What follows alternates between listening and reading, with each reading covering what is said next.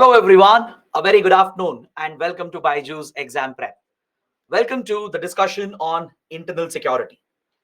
Today we shall be starting with this new exciting subject. Trust me, it's a very interesting subject and very important for our exams as well. So we'll start with a basic introduction today. First, we'll go through the syllabus. We'll understand the relevance of the subject for the exam. We'll also discuss a few basic concepts and then we will get started with the major topics that has been prescribed by UPSC.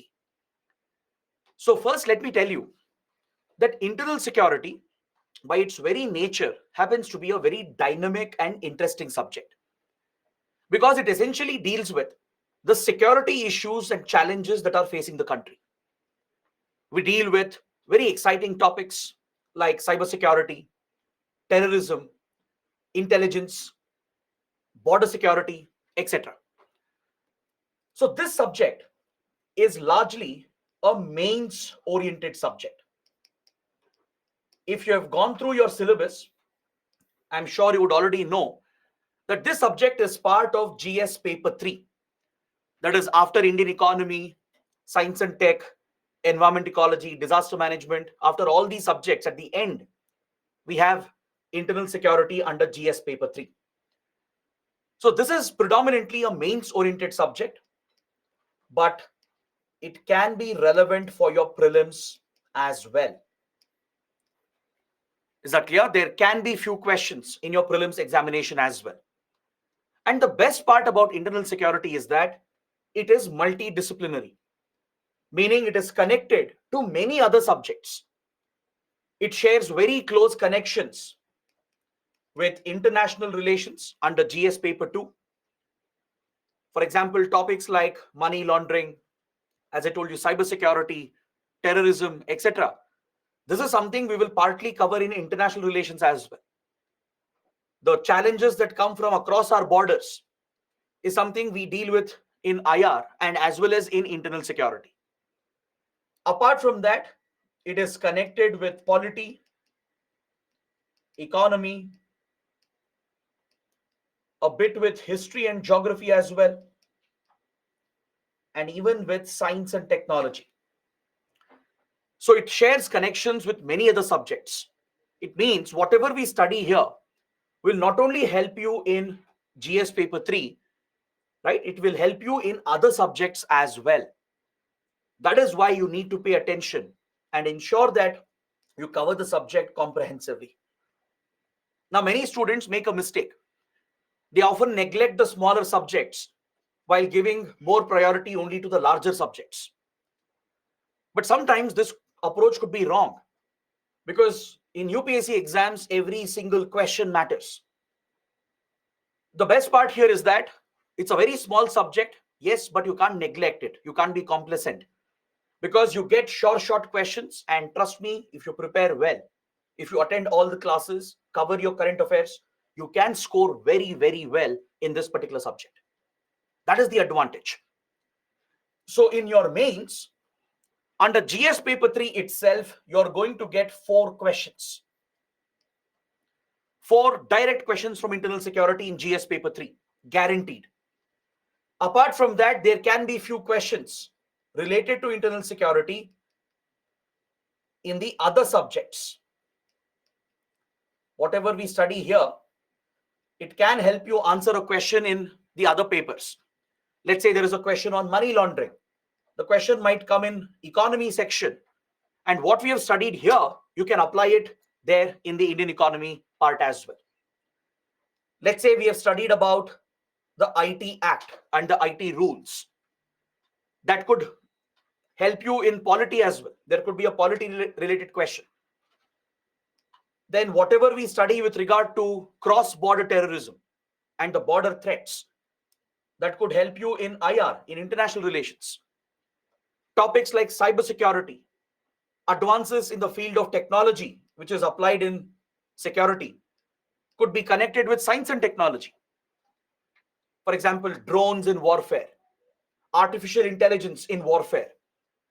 So these are the kind of topics which are connected to other subjects and can help you answer questions in the other subjects as well. So 4 direct questions in paper 3 under internal security itself, and few more questions in the other subjects. Apart from that, you can expect an entire essay topic for 125 marks.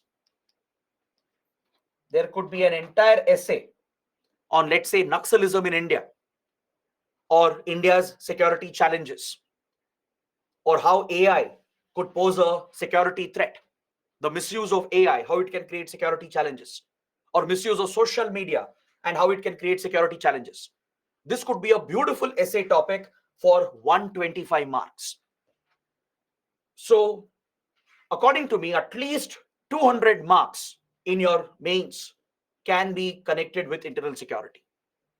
So that obviously makes it a very important subject. The best part is the syllabus is very well defined. It's a clear, narrow syllabus that we have.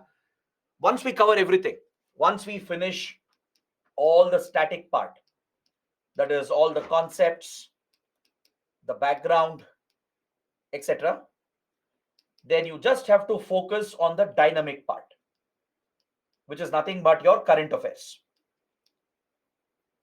Is that clear?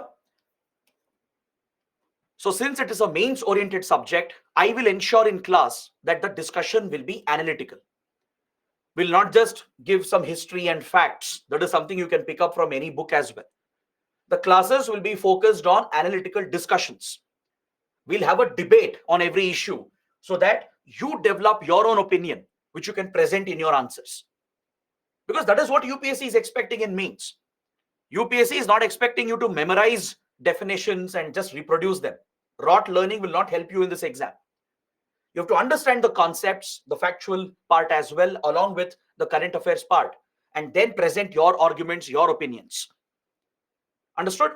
So we will focus not just on the static part, but we will give a lot of priority for the latest developments. Because this is one of the few subjects which is heavily driven by current affairs. There will be constant developments throughout the year, especially in the last 1.5 years. There have been many developments related to internal security. For example, the attempt to revive Khalistan movement, the decline in Naxalism in India, the developments in Northeast India, right? So there are so many new developments that the subject keeps expanding day by day. Whatever we study today can become outdated by tomorrow. That is where the challenge lies.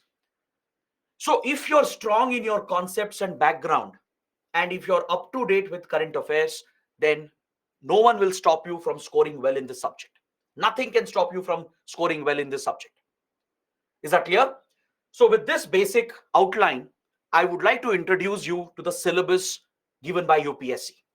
Let's take a look at the topics and I'll explain how we are going to cover this, how we are going to approach the syllabus.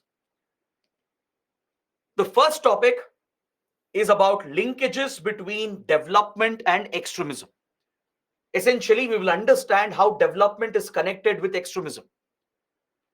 Here, the core argument is that lack of development or poor governance and administration in a certain area will directly contribute to rise of extremism and radicalism. And the vice versa is also true. Meaning one way to counter extremism is to provide for better development. You provide for economic growth, provide better connectivity, provide better education, healthcare, create jobs that ensures that you pull the people away from getting influenced by radicals and extremists. But at the same time, if the government neglects a region, if there is deliberate discrimination or oppression or injustice is being done in a certain area, that breeds resentment against the state, and this will be exploited by extremists. Radical elements will indoctrinate and brainwash the locals to support their radical cause that leads to a security threat. So this is the interconnection that we will study in detail, and based on that, we will discuss the role of external state and non-state actors in creating security challenges to India. Now, what do you mean by state and non-state actors? Can someone tell me in the comments? Give me an example of a state actor. If you understand the term state and non-state actors, give me an example for a state actor. Any example. Good. Aditya says government agencies. Very good. The administration. Nitika says CBI. Some students are saying CRPF, RAW. Shilpa says state is a government authority. Very good. Any government entity is a state actor. It could be the whole government of India, the government of Pakistan, government of the United States, and their various ministries, departments, agencies, etc. The Indian Armed Forces, the various security forces and agencies of India, the ministries, the Home Ministry, the Finance Ministry, the Defense Ministry, institutions like DRDO, ISRO, right? Then foreign intelligence agencies like Pakistan's ISI, the CIA of the United States, MI6 of Britain, right? All these are examples of government entities. They are your state actors. Any institution, any ministry, department, which is part of a government, which is part of a state, those entities are referred to as state actors. Now, what do you mean by non-state actors? Obviously, non-government entities. Entities which are not part of a government. Institutions, organizations which are not directly connected or related to a government. Those are your non-state actors.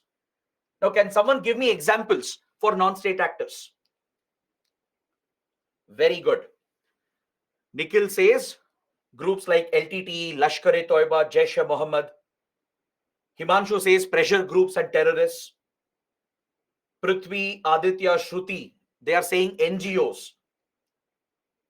Very good. Hemlata says private companies as well. Excellent. So non-state actors could be terror groups, terrorist outfits, extremist radical organizations. It could be organized criminal cartels which are involved in drug trafficking, arms trafficking, human trafficking, money laundering channels. All such organized criminal mafias, they are also non-state actors. Then private corporations, private companies, right? They are non-state entities. NGOs, which are involved in social work, environmental groups, human rights organizations, or any non-government organization involved in social work is a non-state actor. Then media outlets, newspapers, the TV channels, the whole internet and social media itself, they all constitute non-state entities. Even pirates, for example, right? So these are the non-state actors, and any of them could pose a security threat. Now, don't assume that non-state actors are only terror groups and criminal groups. No. Non-state actors actually is a much broader definition.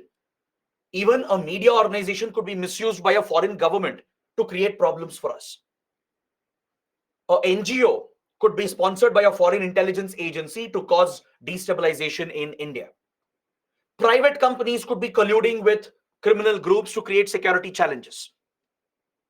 So all the non-state actors potentially could pose a threat, some of them at least. And in many cases, there is a connection, a direct link that exists between the state actors and the non-state actors. In many cases, state entities belonging to foreign governments, that is external state actors, they could be sponsoring some non-state actors against India in order to target India. For example, a hostile government, let's say Pakistan or China, through their intelligence agencies, they might be sponsoring terror groups against India or insurgents against India. Even friendly governments, maybe United States, maybe Russia, European countries, maybe Israel, their governments, their intelligence agencies might be sponsoring NGOs, media outlets to manipulate the opinion in India, to cause economic destabilization, to increase the social divides, or to manipulate elections. All these are security challenges, especially the links between state and non-state actors. So this is going to be the focus of our discussion in the first few classes. These are two very big chapters, and we will assign more time because there are many topics that we have to cover under this. So what I will do is I will club the first two topics. I'm going to club the first two chapters, and we will break it down into three major units. Is that clear? I'm going to take linkages between development and extremism, then role of external state and non-state actors, club the two and break it down into three main units.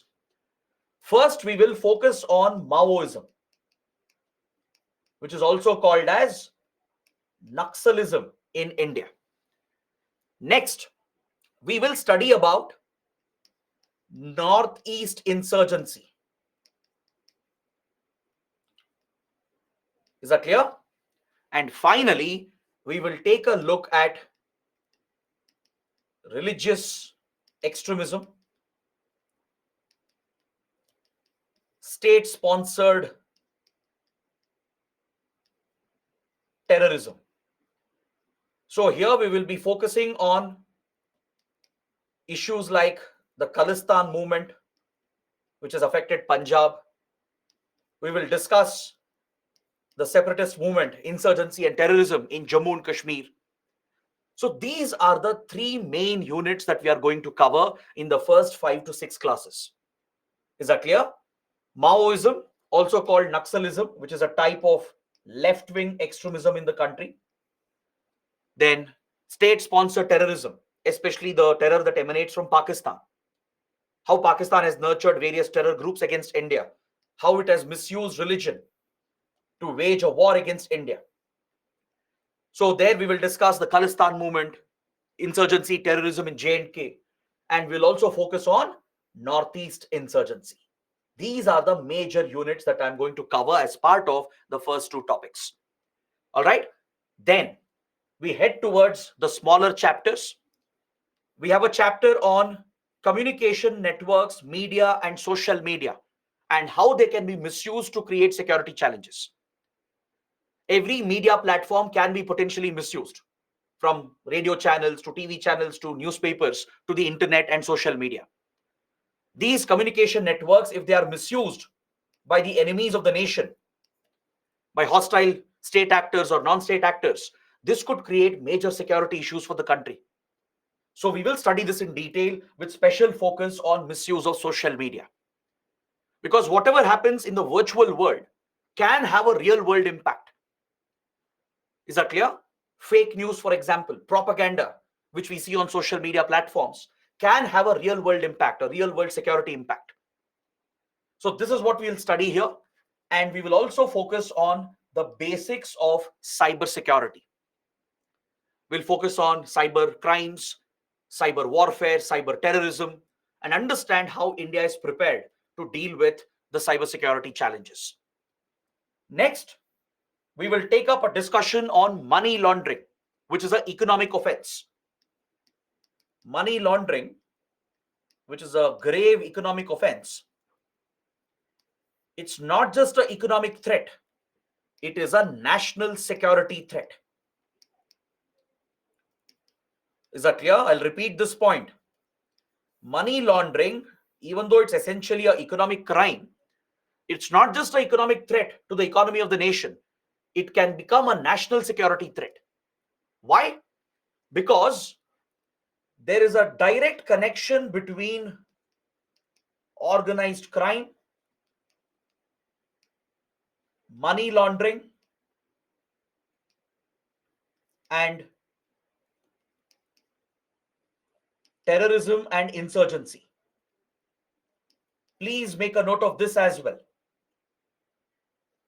Throughout the classes, I will be referring to this point again and again. Please remember that there is a connection between these three, a direct connection between organized crime, money laundering, terrorism, and insurgency. The three are connected.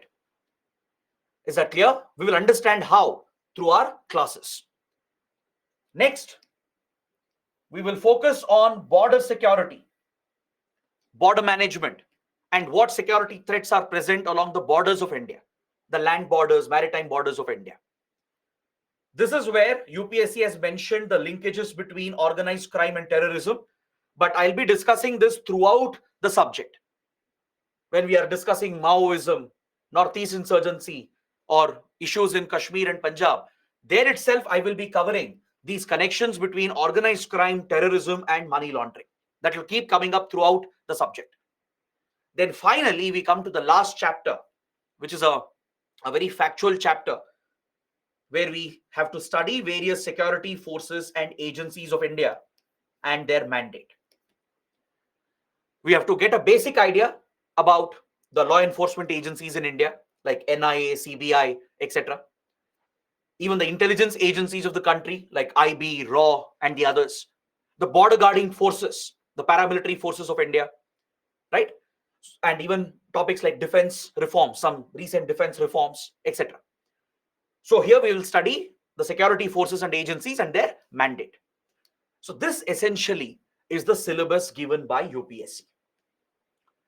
Is that clear?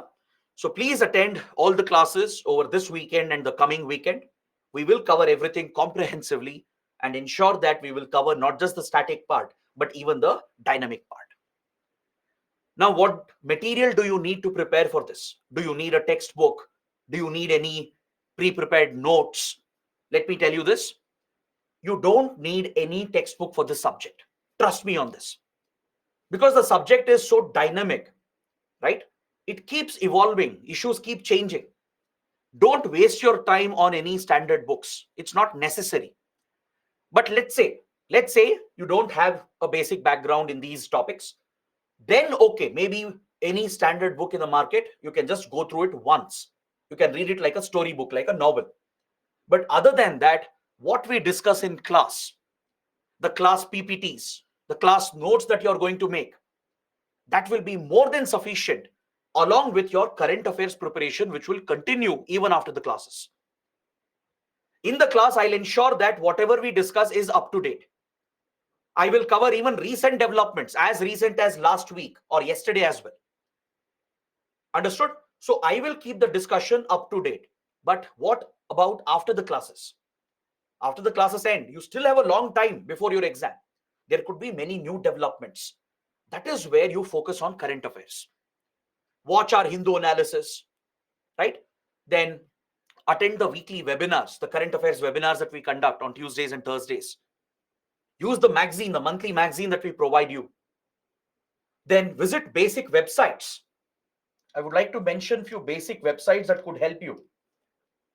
Few basic websites like the website of the Home Ministry and Defense Ministry, because they deal with security issues. The MHA, Ministry of Home Affairs, is responsible for internal security of the nation. It's the Home Ministry which is the nodal ministry for internal security issues.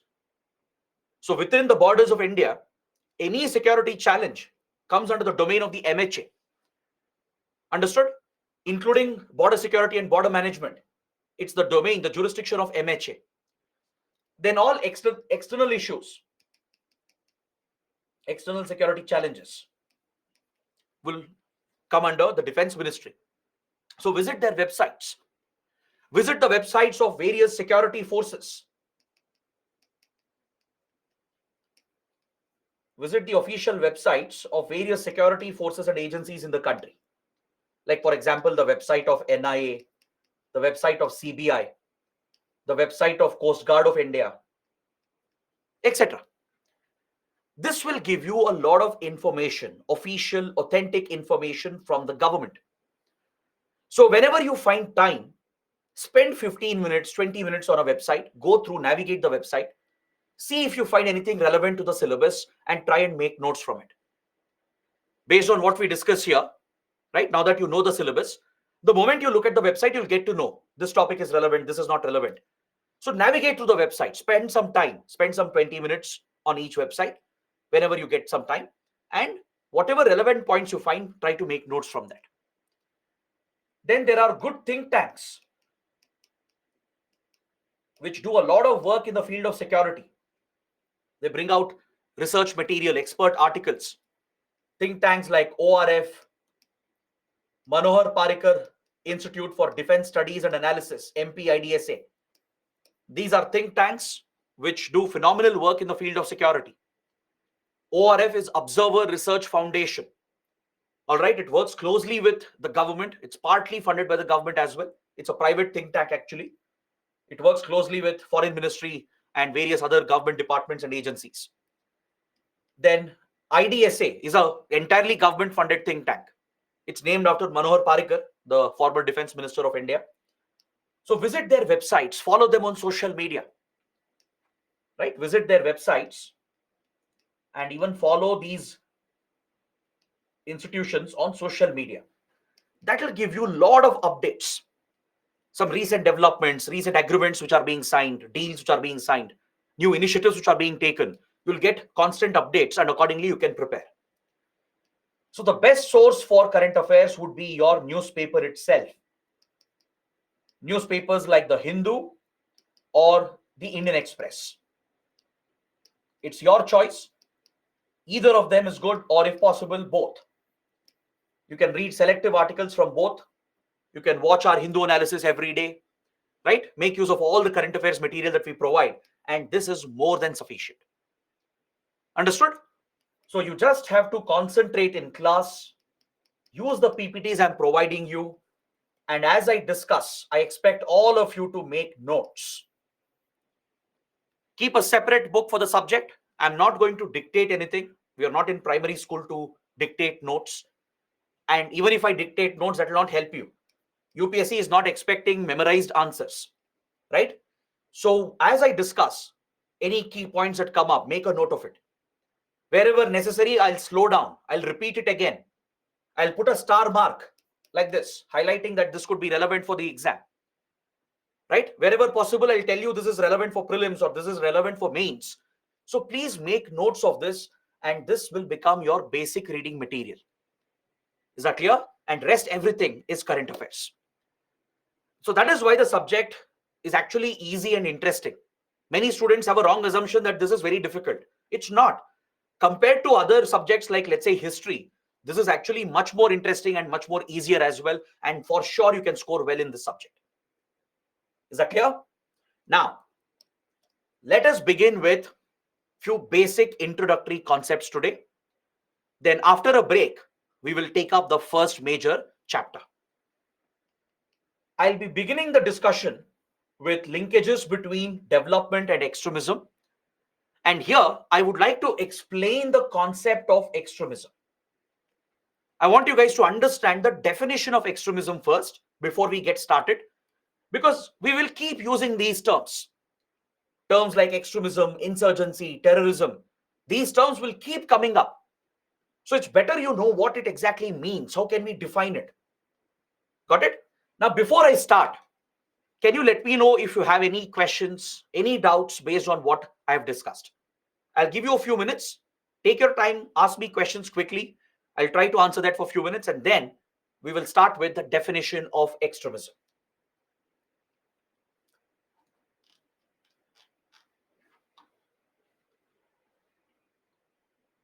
Aditya has a point, not a question.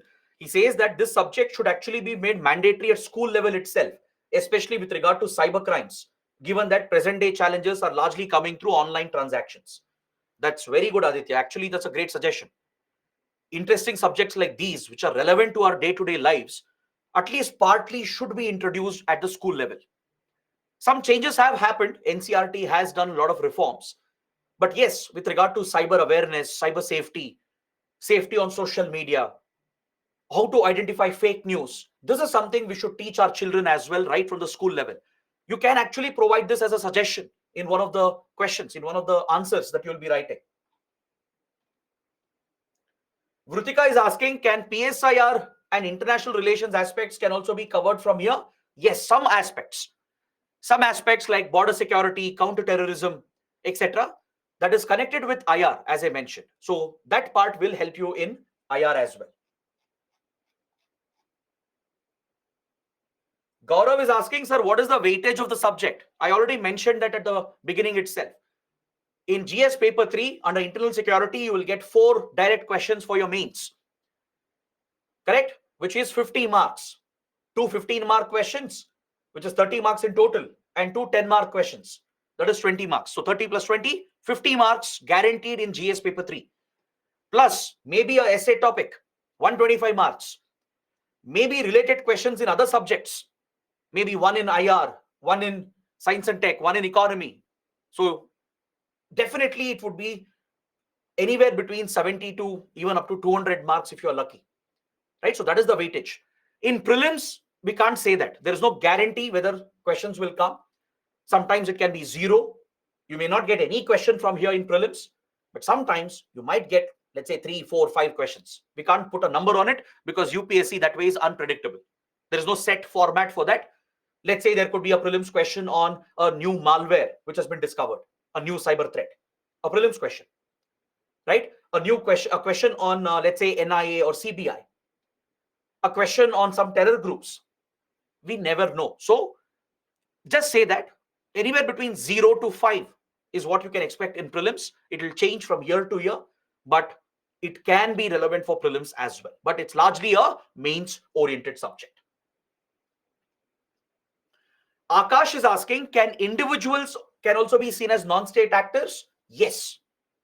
Even an individual who poses a security threat can be seen as a non-state actor who's posing a threat to the security of the nation. Have you heard of a lone wolf terrorist? We will study that later. Lone wolf terrorist or lone wolf terrorism is about one individual acting on their own and carrying out acts of terrorism. They are not directly connected to any terror group. They are not part of any terror organization. But individuals might be acting on their own. What if one individual is spreading fake news, promoting hatred between communities that leads to actual violence and law and order situation? Right? So individuals can also be considered as a threat, as a non-state threat, if they are posing a security challenge. Vikalp is asking, will we deal with Naxalism in detail? Of course, it's an entire topic. We will cover Naxalism in detail. That is the starting chapter today. By today evening, we'll be done with Naxalism.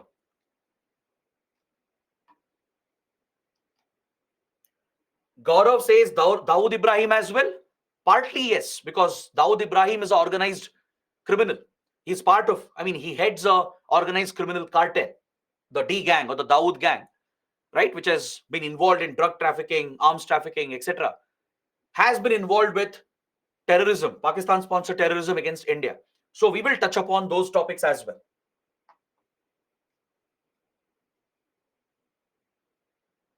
Gia is asking, sir, can we say state actors are those as defined in Article 12 of the Constitution? Yes, correct. Any state, any government entity as defined under Article 12 of the Constitution can be seen as the state actor.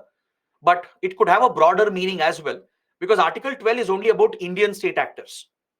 Correct? It only refers to the Indian state, because obviously it's the Indian Constitution. But here, term state actor actually has a wider meaning. It could involve foreign state actors, like the defense forces of US, intelligence agency of Pakistan, intelligence agency of Israel, right? So foreign state actors will also be part of this broad term here in internal security.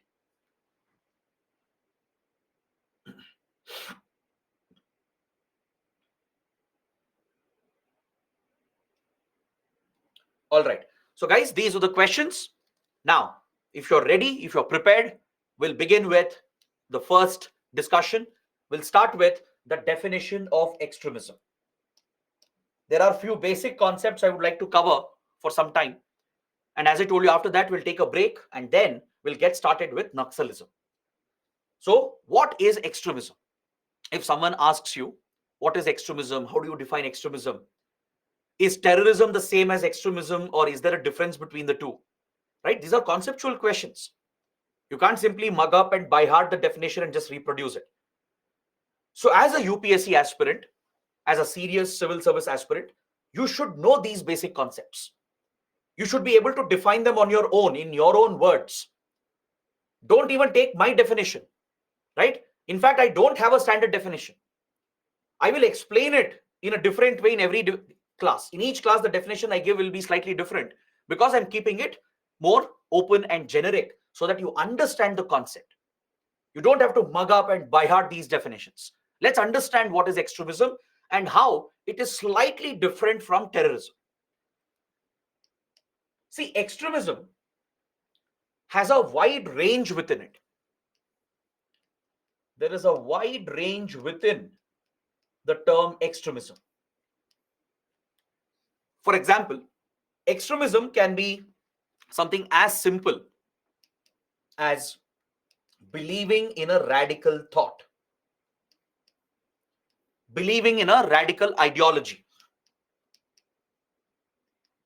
having belief, having faith in any radical extremist ideology is also a type of extremism. Now, what do you mean by this? See, in my own mind, I might believe that my religion is superior to every other religion. I personally might believe that other religions have to be discriminated. If I hold such opinions, if that is my belief, my thought, my ideology, that could make me an extremist. Why? Because I'm believing in radical ideas. This could be a religious fundamentalist idea, or it could be a radical political ideology like left-wing extremism, right? Or it could be right-wing extremism, which is religious fundamentalism. Or I might believe that the government has done wrong things to me and my people. I might belong to a certain community, or I might be from a certain region. I might feel that the government has neglected us, oppressed us, discriminated against us.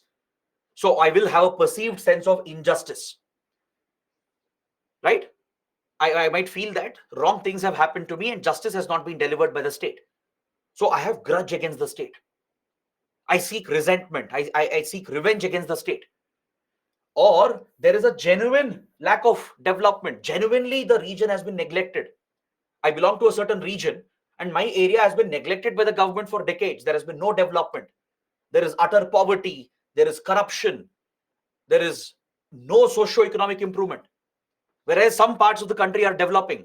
The rich are getting richer, the poor are getting poorer. So this could also be a factor which might induce an individual to believe in some radical thoughts. Radical thoughts such as a radical political ideology, such as left-wing extremism. Radical religious thoughts, religious fundamentalism, which is an example of right-wing extremism. Right? Or it could be a combination of these. Sometimes it can't be just one factor. Sometimes it could be a combination of everything. Right? Let's say an area which has been neglected, where there is lack of development and injustice has been done. There are already grievances and resentment that is present. And in the same area, there is a fundamentalist religious group spreading religious hatred, carrying out communal polarization. So the people of that region who are vulnerable, right, who are already seeking resentment and revenge against the state, they might fall prey to these radical elements and subscribe to their ideology. So it could be a combination of these factors. So if a person starts believing in such radical thought, in such radical ideology, right, that could make them an extremist. That is the beginning stage, the first stage of extremism. This itself is not a crime, because just having a radical thought will not make you a terrorist. Because you're not engaging in any violence, you're not causing harm to anyone, you're not breaking the law. You're just believing in a certain extremist ideology. It's your view, it's your personal opinion, which is still fine. You're still an extremist, but you're not breaking the law, you're not threatening the security of the state. Clear? Please understand this. But anything beyond this, anything that you do beyond this will lead to breakdown of law and order, will start posing security threats to the nation. Let's say, for example, from believing in a radical thought, you take the next step to advocating, propagating this radical ideology. Then it means you have taken the second step in extremism. Having belief, having faith is the first step, which is still in your own mind, right? You're simply believing in some radical ideas. This is still personal to you. You're not causing harm to anyone. That is the first step in extremism. But you can take the next step where you start advocating it. You start propagating it. Let's say a religious preacher who is heavily influenced by religious fundamentalism, he will start preaching to his followers, saying that our religion is superior.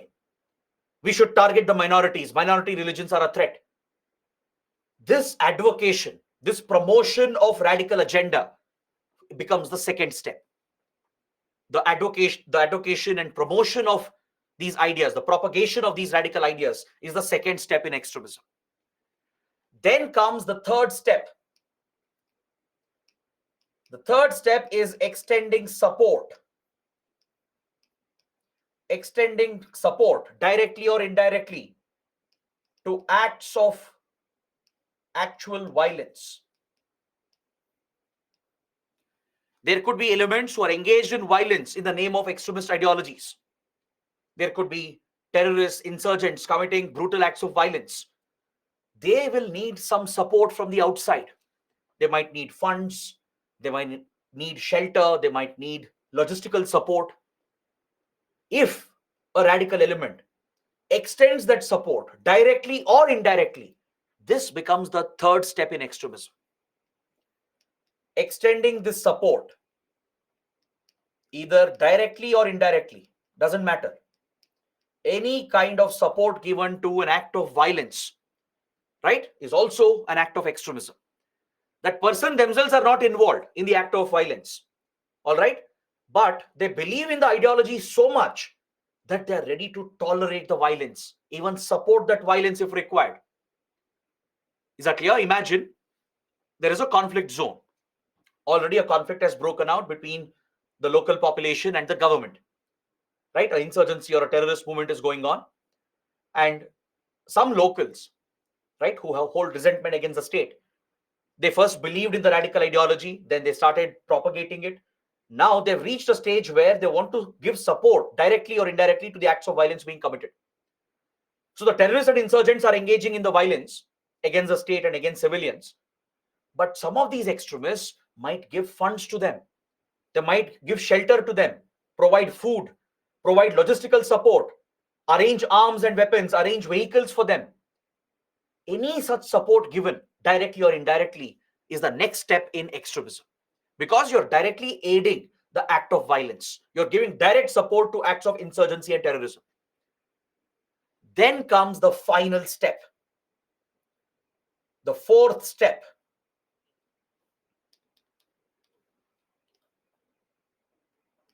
Where the individual directly engages in acts of extremism, in acts of violence.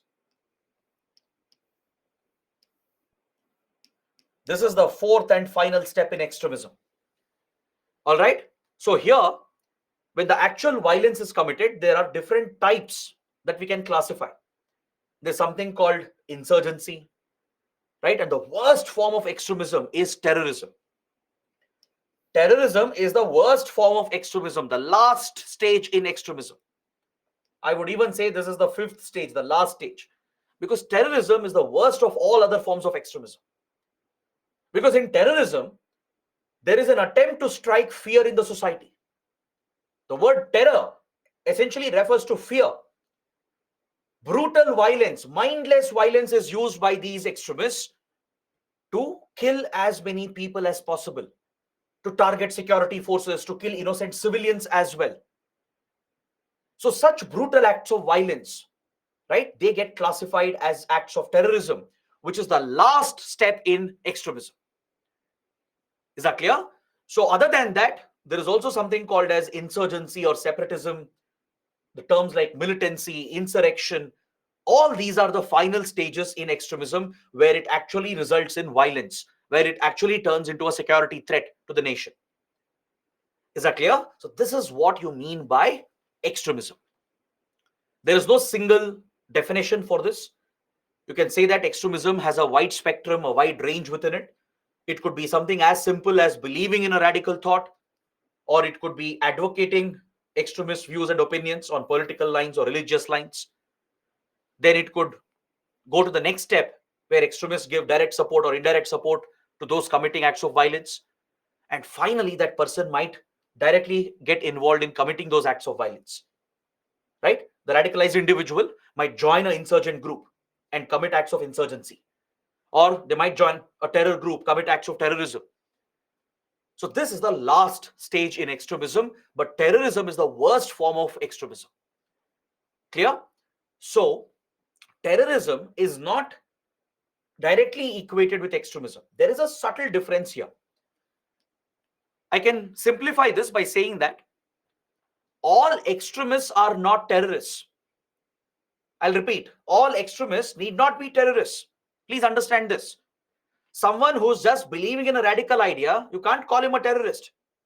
Someone who's just advocating a radical idea can't be called a terrorist unless and until they have been directly involved in the act of terrorism. So all extremists need not be terrorists, but all terrorists are definitely extremists, because terrorism is a part of extremism. It's the last stage of extremism, the worst form of extremism. Is that clear? I hope everyone has clearly understood this concept. I'll repeat, I'll summarize this and then we'll move on. So extremism has a wide range within it. It could be something as simple as believing in a radical idea, holding that radical thought. Then you might start advocating it, you might start preaching and propagating it. Then you might start supporting the acts of violence committed in the name of this extremist ideology. And finally, you might get involved in that act of extremism itself, where you commit acts of terrorism or insurgency. So those are the last steps in extremism, but terrorism is the worst form of extremism. So all extremists need not be terrorists. Understood? Only a part of extremists could be terrorists, could be classified as terrorists. But every terrorist is definitely an extremist, because terrorism is a subset of extremism. Clear? So in a later chapter, I will explain the differences between insurgency and terrorism. Don't ask me that doubt right now, because this is not the right time to explain that. Let's finish this chapter. When we head to the next chapter, there I will discuss differences between insurgency and terrorism. Don't worry about it. All right? Just hold on to this. We will discuss in detail as to how insurgency is different from terrorism. We'll do that in the next chapter. So I'm sure by now the concept is clear. I hope it has been ingrained in your minds. Now, as I told you, we will be discussing the first two chapters given by UPSC by breaking it into 3 units. That is left-wing extremism or Naxalism in India, which is what we'll cover today. Northeast insurgency, then religious fundamentalism and state-sponsored terrorism. So I would like to show you the conflict map of India. Please take a look at the map. This map is representing the conflict zones of India. I know it's an old map. It's a map before 2019. So obviously you can't see Union Territory of J&K and Union Territory of Ladakh, right? Because J&K was reorganized in 2019. So it is depicting the previous state, the erstwhile state of J&K. But that's okay. For our purpose, the map is serving our purpose. It helps us understand the various conflict zones of India. Now, in India, there are 4 conflict zones. 4 major theaters in India, 4 major regions in India have experienced extremism. They have been affected by separatist movements, insurgent movements, terrorist movements, right? Which are these 4 regions? First, the Red Corridor of India, also called the Naxal Corridor. The central and eastern parts of India, from West Bengal to Bihar, to Jharkhand, Chhattisgarh, Odisha, Madhya Pradesh, Maharashtra, Telangana and Andhra Pradesh, and parts of Western Ghats as well, in Karnataka, Tamil Nadu and Kerala, and few pockets in Delhi NCR region, around Punjab, Haryana and Delhi region. These areas have been affected by Maoism. Maoism is a type of radical political ideology. It's a type of left-wing extremist ideology. I will explain everything. Don't worry. We are yet to start. We will study Maoism today. We will understand what is left-wing extremism. For now, please remember that Maoism is a type of radical political ideology. It has nothing to do with religious extremism. It is about political extremism. This type of political ideology is categorized, it's classified as left-wing extremism. It's a left-wing extremist ideology. It originated in China, right? And Maoism in India is called Naxalism. The version of Maoism which took root in India, that is called Naxalism. So Naxalism is the same as Maoism, right? So Naxalism in India, rather Maoism in India, is called as Naxalism. They're all one and the same. It's a type of left-wing extremist political ideology. So multiple states in central and eastern parts of India and few pockets of southern and northern India have been affected by Naxalism. This is one conflict zone of India. Next, northeast region. The northeast of India, from Assam to Manipur, from Nagaland to Meghalaya, Mizoram to Tripura. Almost every northeastern state has been affected by insurgency. Right from 1947 till date, insurgency is active in the northeast of India. Each state has been affected by different insurgencies. The root causes are different, and there have been multiple insurgent groups. This is something we will study in detail. Is that clear? We will look at every state, we'll look at major insurgencies, and we will understand the whole background and the current situation. So this is the second conflict zone. Then you have Punjab as the third conflict zone in India. I'm referring to Khalistan movement. The Khalistan movement, which posed a major threat to India in the 1980s. There has been direct involvement of Pakistan in aiding and sponsoring the Khalistan movement against India. We had almost wiped out this movement. Khalistan movement had taken root in foreign countries as well, especially in Western countries, with help from some radical sections amongst the Sikh diaspora. Understood? So we had wiped out this movement in the 1990s. It had become a dormant movement. But in the last 13 years, we are seeing a deliberate attempt, an organized, planned attempt to revive the Khalistan movement again. You might have read in newspapers in the last 1 year regarding various Khalistan extremists, Khalistan groups, the kind of threats they have posed to India, how India has tried tackling it, right? So that is why the topic becomes very important. It's not just an old topic of the 80s and 90s. It is relevant even today because there is a planned attempt, an organized attempt to revive the dormant Khalistan movement. So that becomes the third conflict zone of the country. And finally, we have Jammu and Kashmir, the fourth conflict zone, where again Pakistan has been directly involved. It's connected to the Kashmir dispute, which is an international border dispute between India and Pakistan. So Pakistan is indeed a stakeholder here, and it has used covert proxy war against India to target India. It has sponsored the separatist movement in J&K. It has backed insurgent groups and even pushed terrorism into J&K, causing a major destabilization in the region and creating a big security threat for India.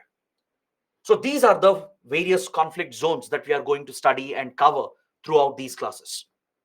I feel the map will give you a fair idea, better idea as to which are the problematic regions in the country. Clear? Now today, terrorism and security threats are no longer limited to conflict zones. Historically, yes, the security threats were mainly in these conflict areas, but today things have changed with changes in economy, changes in technology, changes in geopolitics.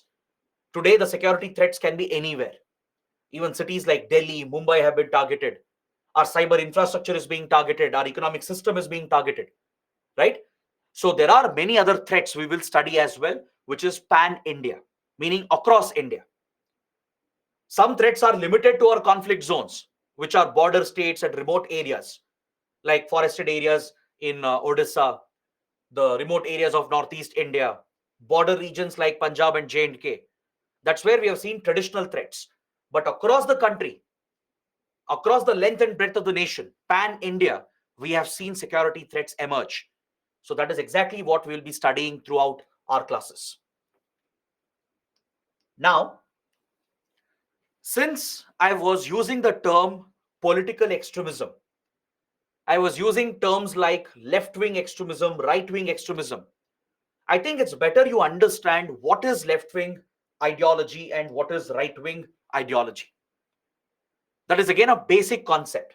It's not directly relevant for the exam. It's not that UPSC will ask you what is the difference between left-wing, right-wing extremism.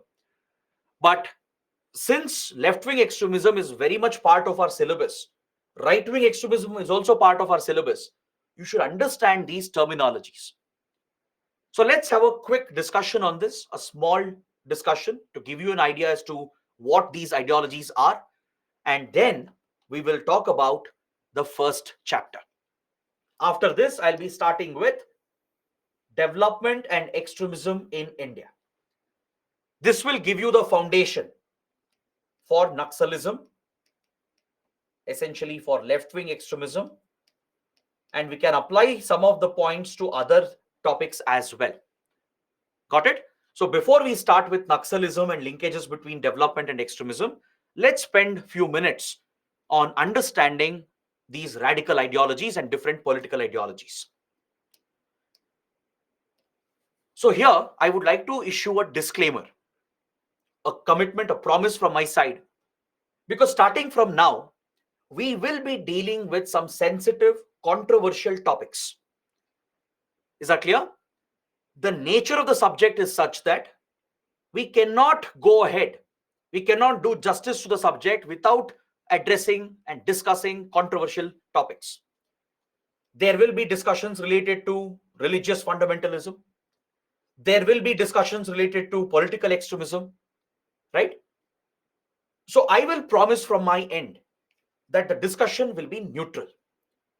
We will not take sides. We will not show any bias, any inclination towards any political party or any religion or any faith.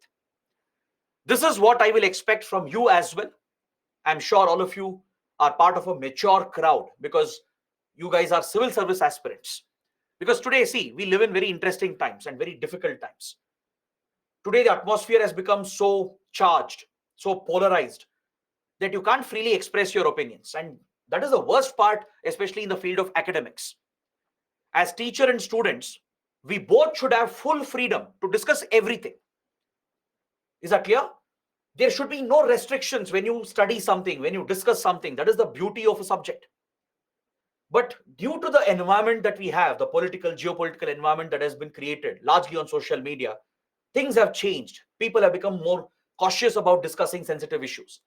But we can't afford to do that in a subject like internal security, right? So without any bias, without any kind of favoritism or inclination, let's be politically neutral and neutral on the lines of religion as well. Because that is what is expected from a civil service aspirant. Tomorrow, when you become an IAS officer, IPS officer, or an IFS officer, you are expected to serve the country, the constitution. You're not serving your faith. Your faith is at your home. It's your personal faith. Your support to a political party is your personal idea. You have every right to have your religious ideology, your political ideology, but at a personal level. You can't bring that into public life. Please take this as a very important lesson for future civil servants. It is extremely important in a country like India to be politically neutral and religiously neutral. Understood? You can't take your religion into the public domain. Religion is something that is very personal, limited to your home, limited to yourself. Politics, again, for a civil servant, even for an aspirant, is something that is limited to your personal opinion. You can't bring that out in your exams. You can't show that in the future when you become an officer. So you have every right to have your own ideology, views, and opinions, but at a personal level.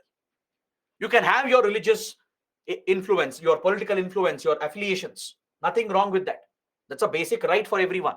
But we can't mix that with our public involvement, with our public life. Now, as a teacher, I have a responsibility. I can't show any bias. I might have a certain religious belief, a certain political belief.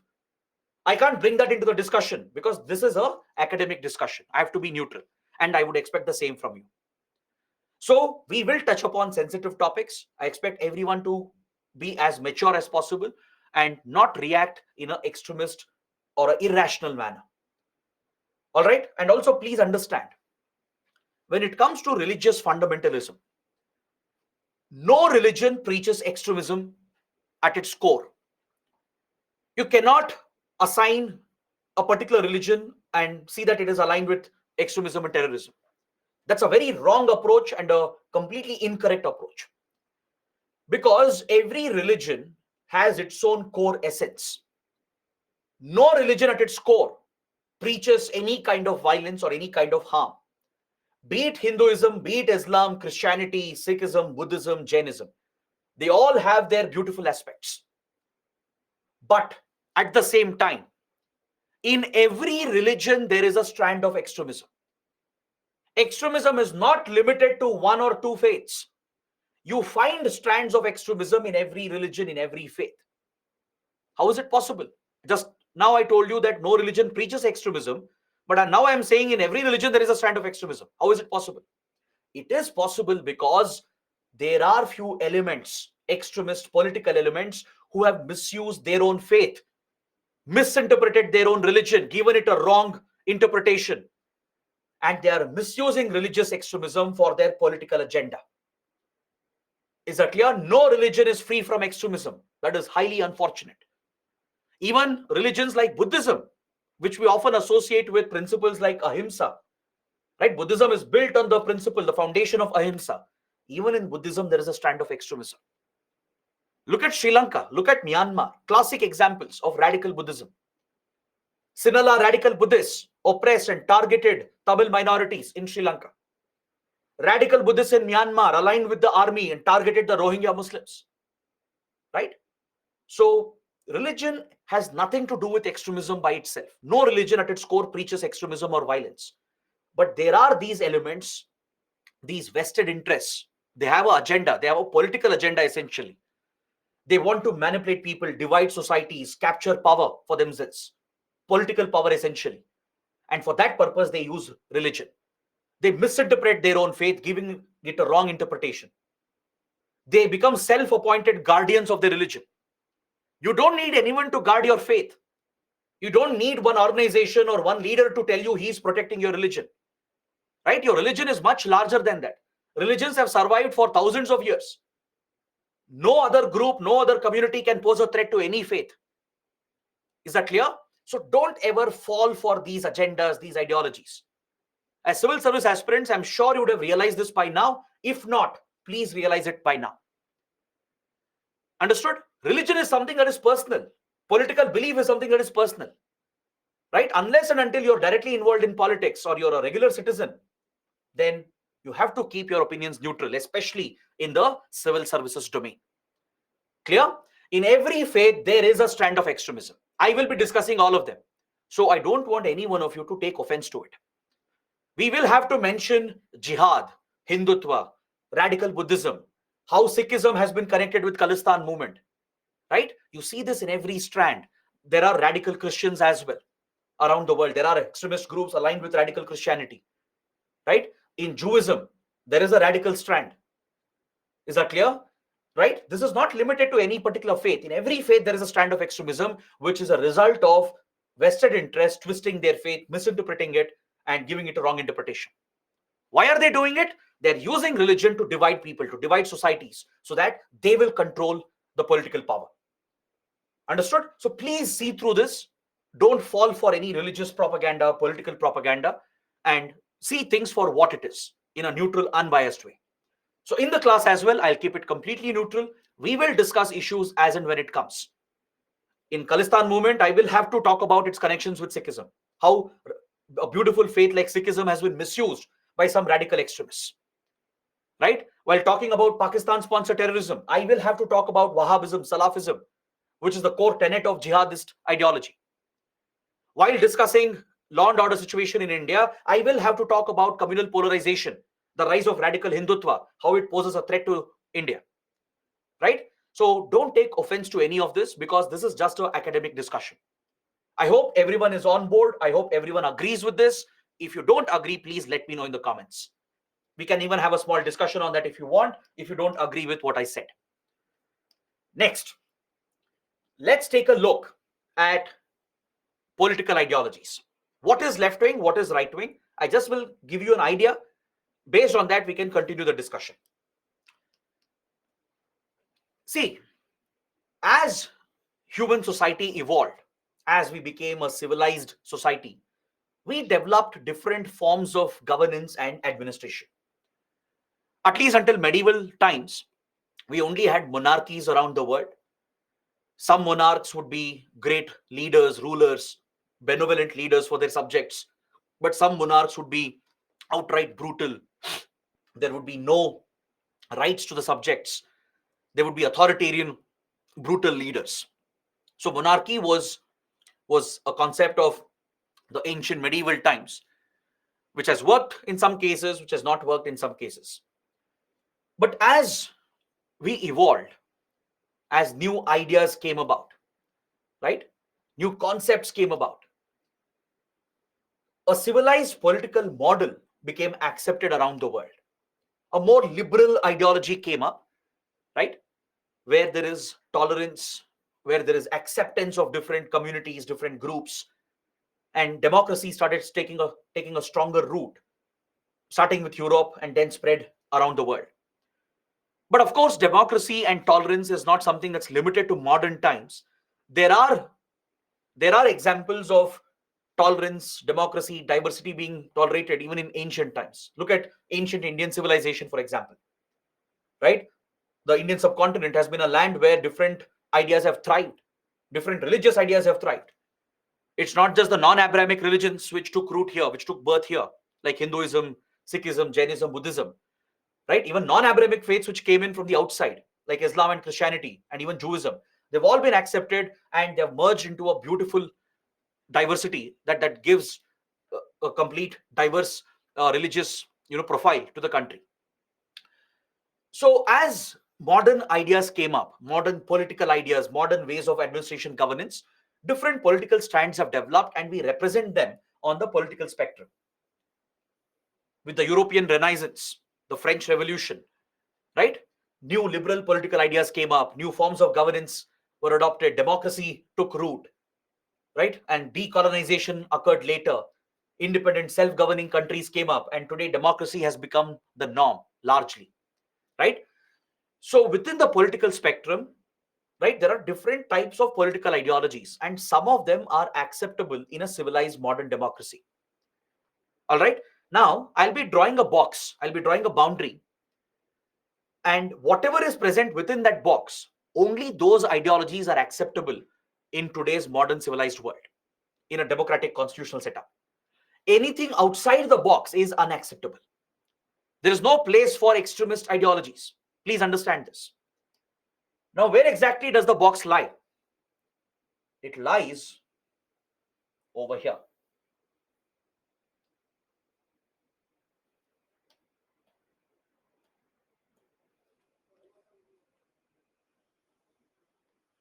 Is that clear? Now, this box that I have drawn, this green box, this is the boundary. Now, whatever you see within this box, left-wing ideology, centrist ideology, right-wing ideology, all these ideologies, everything present within this box is absolutely fine and acceptable in a civilized democracy. Is that clear? Anything outside of the box leads to extremism, leads to violence, terrorism, dictatorship, authoritarianism. These ideologies are unacceptable. Right-wing extremism, usually linked with religious extremism, ethnic extremism, racial extremism, is unacceptable in today's world. It leads to violence, fascism, dictatorship, and terrorism. Same with left-wing extremism. Left-wing extremist political ideology leads to a radical setup, leads to dictatorship, authoritarian rule, violation of human rights. So both extremist ideologies are equally bad and dangerous. All right? Now, how do you identify these groups? How do you call them left-wing, right-wing? Why are they called left-wing, right-wing in the first place? See, this goes back to the French Revolution, the French Republic, and the monarchy that existed before. Before the French Revolution happened, before France turned into a democratic republic, right, it was a monarchy ruled by the king. And to the right side and left side of the king, his advisors would sit. All the noblemen, the clergy, his advisors, they would be seated to the right side and left side of the king. Back in those days, in medieval times, king was the supreme authority. King was the state, right? So on the right side of the king, there were a set of advisors who all belonged to the rich elite classes. They were the noblemen, the richest, the politically most influential, economically influential guys. They controlled the trade. They were close to the king or related to the king. They belonged to the upper classes. All right. Now, these guys who sat on the right side of the king, right, who were rich, powerful, influential, they did not want changes in the society. They didn't want reforms in the society. Why? Because status quo was suiting their interests. Status quo would suit their interests. They would say that the king need not care much about the subjects, right? They would say that religion is more important, culture, tradition is more important instead of focusing on development and governance. They would promote patriarchal domination, male domination essentially, where there would be gender based discrimination against women, right? They would promote discrimination on the lines of class, income, etc. They wanted things to remain as it is so that they would remain powerful, they would remain rich, influential, while discriminating against the others. Essentially, they were against reforms. They didn't want the social, political structure to change. They believed the king is the supreme authority because they knew without the king's support, they can't survive. So these elements on the right side of the king, right, they were status quoists, meaning they wanted things as it is without any changes. But those on the left side of the king, they wanted a social change. They wanted reforms. These were his advisors who had risen from the bottom based on their merit. They wanted reforms to be introduced to distribute the resources, the power, and the wealth so the masses could be uplifted. Is that clear? For them, religion did not matter. The king's authority did not matter. For them, the people mattered. This is how the term left wing, right wing came up. Those who were pro change, pro reforms were on the left side of the king.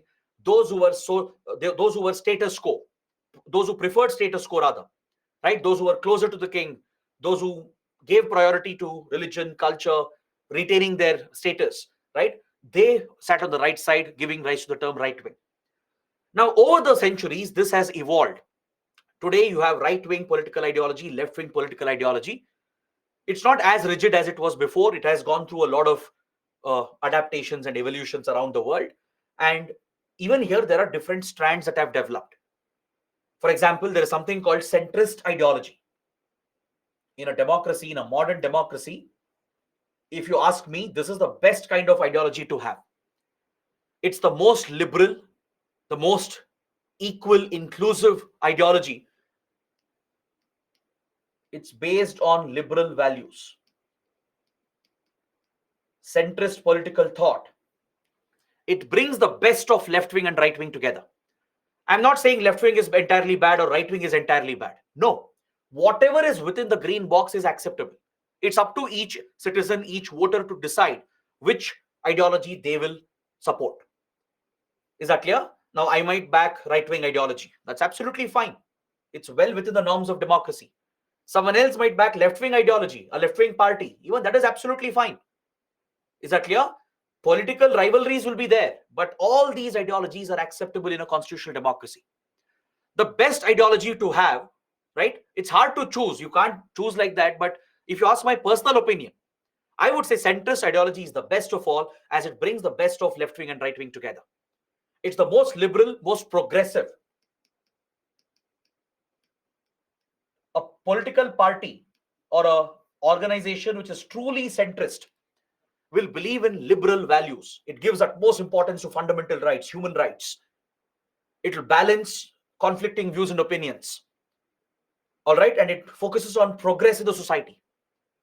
For example, eliminating gender discrimination, focusing on environment while promoting industrial growth, focusing on security issues while not promoting radicalism on nationalist lines. So those are the features of centrism, centrist or centrist ideology. Usually, this is a feature of developed societies. In India, if you ask me an example, there are no centrist parties in India. In developing countries, underdeveloped countries, or poor countries, you will not find a centrist party. Is that clear? A political party or organization will not be centrist in developing nations or underdeveloped countries. This is usually a feature of a developed country, a developed society.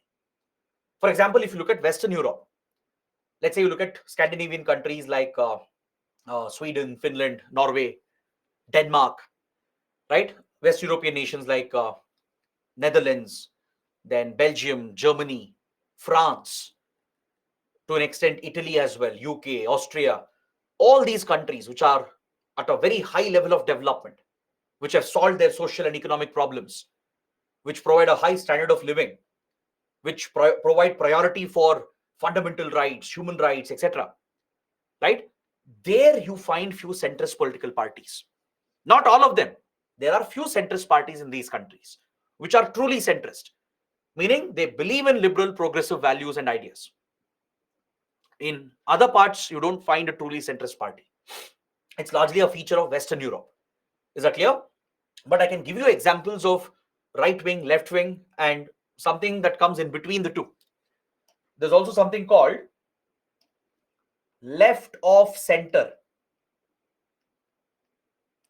Left of center ideology, which is between your left wing and right wing. Is that clear? Between left wing and centrist ideology, there is something else, which is left of center. On the other hand, similarly, there's also something called right of center, which falls in between right wing and centrist ideology. Understood? Now, all these ideologies are acceptable. They're absolutely fine in a constitutional democracy. Now, let me give you some examples. You'll automatically figure out which parties fall under which kind of ideology.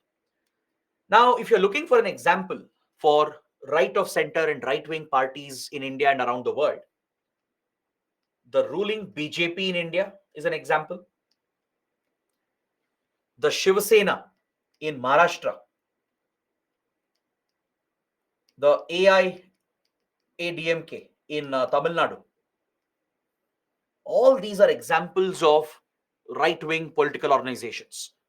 In the United States, the Republican Party, from where Donald Trump contested elections. Donald Trump is a Republican, right? So these are right-wing organizations. The BJP in India is somewhere between right of center and right wing. There could be some religious groups as well, because as you move towards the right, religion becomes more and more important. Nationalism, national identity, ethnic, racial identity becomes more and more important towards the right. Is that clear? So these are examples of different right-wing organizations. Some are right of center, which is between centrist and right wing, right? The BJP is seen as a right of center party by many experts. Some see it as a right-wing organization. It's somewhere between there. Okay? But Shiv Sena, a group like Shiv Sena, party like Shiv Sena, is definitely a right-wing organization. The Shiromani Akali Dal in Punjab is another example of a right-wing party. The Republican Party in the US. Then have you heard of the Conservatives in UK? The party to which the Prime Minister belongs to, Rishi Sunak, he is a conservative member. These are examples of right-wing political parties and organizations. Got it? So they often give more priority for nationalistic issues like security, religion, culture, tradition. So there are pros and cons to it. Let's not sit in judgment of that, whether it's right or wrong. But as long as it doesn't lead to violence, breakdown of law and order, all ideologies are acceptable within this green box. All right. But one feature you find here is that towards the right wing, the elements tend to be reactionary, meaning they react. Let's say you criticize someone from the right wing, they quite often react quite aggressively. And this is where the boundaries start thinning. Beyond this green line, right-wing ideology could turn towards extremism. Essentially on the lines of religion, on the lines of nationalism, excessive nationalism. See, nationalism is good, patriotism is good, but within certain boundaries. Excessive nationalism is called jingoism, where everything is made about the nation. Everything is made about the patriotic identity of the nation. In such cases where extreme nationalism is promoted, this could also get very dangerous, because any opinion against the government, against the state, will not be tolerated. It will be seen as an attack against the country itself. Essentially, the space for fundamental rights will start shrinking as you move towards right-wing extremism. You can't express your views, your opinions, right? Minorities will be targeted. It will become the rule of the majority. It could be a majority ethnic group, a majority race, even a majority linguistic group, or a majority religious group. When a state is built on these lines, or when an organization is built on these lines, that my religion is superior, my nation is superior, my ethnicity is superior, my race is superior, and we should target others, discriminate against others, it results in the rise of a fascist state. The best example would be Nazi Germany under Adolf Hitler. The Nazis are a classic example of right-wing extremists. Italy's Mussolini and his party, then Imperial Japan at one point during Second World War. All these were fascist states built on extreme nationalism, extreme ethnicity, and racial superiority. There are many parties or organizations or governments which we have seen built on religious lines, radical religious lines. For example, the Taliban in Afghanistan, the Iranian government in the last few decades. They are built on religious lines. Right? In Pakistan, you find right-wing extremism. In India as well, you find strands of right-wing extremism. So this could be on the lines of religion, nationalism, ethnicity, race, etc. On such identity lines, if divisions are promoted, propaganda is carried out, and usually you find that extremists are always good with propaganda. In fact, on both the sides, I'll come to left-wing extremists. Even left-wing extremists are very good with propaganda. Same with right-wing extremists. That is how they brainwash people. That is how they indoctrinate people and radicalize them. That is how they promote their ideology and gain more supporters to back their extremist movement. What they do is they blame all the issues, all the problems on others, on another religion, on another ethnic group, or on other foreign powers. So by constantly blaming others for the problem, they consolidate the majoritarian community. They bring them together, saying all problems that we have is because of this community, this group, or this country. So when external threat is projected, right, there is consolidation which happens within the majoritarian group. Then they will project a messiah, a savior, a leader who can save everyone from the crisis, from the misery, who can protect the religion, the nation, the ethnicity, the race. This is propaganda. No single person can solve all problems, be it a prime minister, a president, or a dictator. No single person can alone contribute to national effort. It's a collective effort. But here the extremists, they run effective propaganda. They will wipe out their opponents, political opponents, project a single leader who can save them all, a godlike figure, a hero-like figure. That's exactly what Adolf Hitler was in Nazi Germany. That's exactly what Mussolini was in Italy. And there are many, many more examples. Once they capture power in this name, right? Once they consolidate the majoritarian community by blaming others and capture power, then they begin their authoritarian rule. The dictatorship begins. There are no fundamental rights, no free press, no liberty, no equality. This leads to authoritarian rule, including the possibility of targeted violence. That is how they rise to power and capture power. It essentially leads to genocides, where millions of minorities are killed and slaughtered in the name of religion, nationalism, ethnicity, race, etc. Is that clear? So there are many, many examples that fit this definition. The Taliban, for example, right, in Afghanistan, which has captured power in Afghanistan. It's a right-wing extremist organization built on radical religious lines. Terrorist groups like Islamic State, which tried forming an Islamic caliphate. And the list goes on. Various Pakistan sponsored terror groups against India, Lashkar-e-Toiba, Jaish-e-Mohammed, all these are right wing extremist organizations which believe in radical extremist ideology. Even in Sikhism, in Buddhism, and in every other faith, there are such extremist groups and organizations as well. Khalistani outfits also fall under this bracket. In radical Christianity as well, right? There are white supremacist groups in US and European countries, neo-Nazi parties and organizations. They promote that white race is superior, that only white males are superior to everyone else. They target immigrants, they target blacks, minorities, they target women as well, right? So there are such supremacist groups in the Western countries as well, aligned with radical Christianity. Groups like the QAnon, all right, the Ku Klux Klan. You need not read about it, but just being aware of this is helpful to know that you find right-wing extremism in every faith, in every religion. This could be on ethnic lines as well, not just on religious lines. All right, today we see more of religious extremism, but in the past we have seen extremism on the lines of nationalism, ethnicity, and race as well, like Nazi Germany. Right? Nazi Germany was built on ethnic racial lines, that the so-called Aryan race is superior and Jews are the problem for everything. That's what led to the targeting of Jews, extermination of Jews, that led to the Holocaust, where millions of Jews were slaughtered under Hitler's Nazi Germany. Right?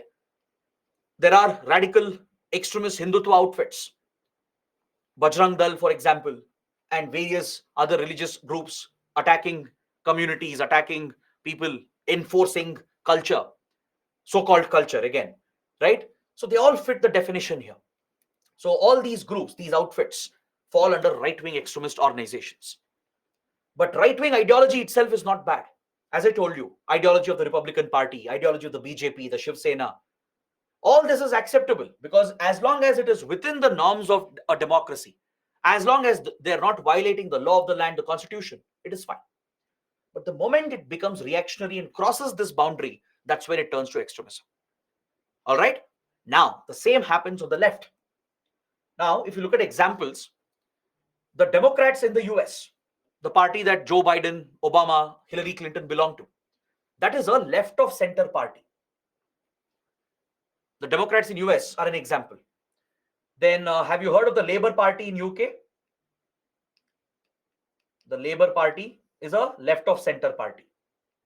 That's where their ideology lies, where they give more priority for the poor communities, for gender-based issues, environmental issues, for protection of forests, protection of tribal communities. Generally, that is the ideology that you find towards the left. Again, there are pros and cons to it. All right, every ideology has its own pros and cons. We are not sitting in judgment of that. We are not judging which is better than the other. Right? Let's not do that. So these are examples of left of center parties. And in India as well, the best example would be the Indian National Congress. The Congress is a left of center party in India. Its ideology is somewhere between centrist and left-wing ideology. Then even parties like DMK, the Janata Dal, JDU, JDS, then Trinamool Congress, the Samajwadi Party, Bahujan Samajwadi Party, BSP, they all fall under the definition of left of center, somewhere around that. Clear? Meaning they want to give more subsidies to help the poor people. But this could have an adverse effect. Don't forget, it could affect the economy, right? It could increase the deficit, the borrowing of the government. And in the name of protecting environment, forests, tribal communities, they may not give adequate support to industries, which is crucial for economic growth. So there are pros and cons. Just like right-wing ideology has pros and cons, left-wing ideology also has its pros and cons. Now, if you look at truly left-wing organizations, these are organizations rooted in the ideology of communism and socialism. Communism is a political ideology rooted in the ideas of Karl Marx and various other left-wing thinkers. It was a revolutionary ideology when it was proposed. Because in a world dominated by right-wing ideology, capitalism, where industries were getting richer, politicians and the rulers were getting richer while discriminating against the poor, communist ideology was a revolutionary ideology that was proposed by Karl Marx, right? But communism has different interpretations. Communism is about the rule of the commune, where the state owns the resources, the land, the property, right? There is no concept of individual ownership. Whereas towards right wing, there is more faith in capitalism. The state believes that you encourage private industries, capitalists, industrialists, you give them all resources into their hands, and they will transform the economy. They will provide benefits to the weaker and poor sections. That is the concept largely in right wing ideology. That industrialists have to be promoted. Government should make easy laws and regulations for them, give land and resources at a cheap cost, so that industrialists will drive growth. State will enable them, industrialists will drive the growth. It might work, it may not work. Correct? So that is what you see towards capitalism, towards right-wing ideology. But towards communism, there is a complete focus on the rule of the community. For example, you look at communist China, you look at communist Soviet Union, Russia, right? This is where you find classic communism and socialism to be present, at least if not now, in the past. Socialism is the economic model where it's believed that state has to care for the people, state has to provide everything for the people, right? Where state owns all the property, the land and resources, right? And the state delivers everything for the people. On paper, this looks like a great idea because it can bring social change and reforms. It can lead to distribution of resources. It can bring inclusiveness, equality. But in reality, it may not work.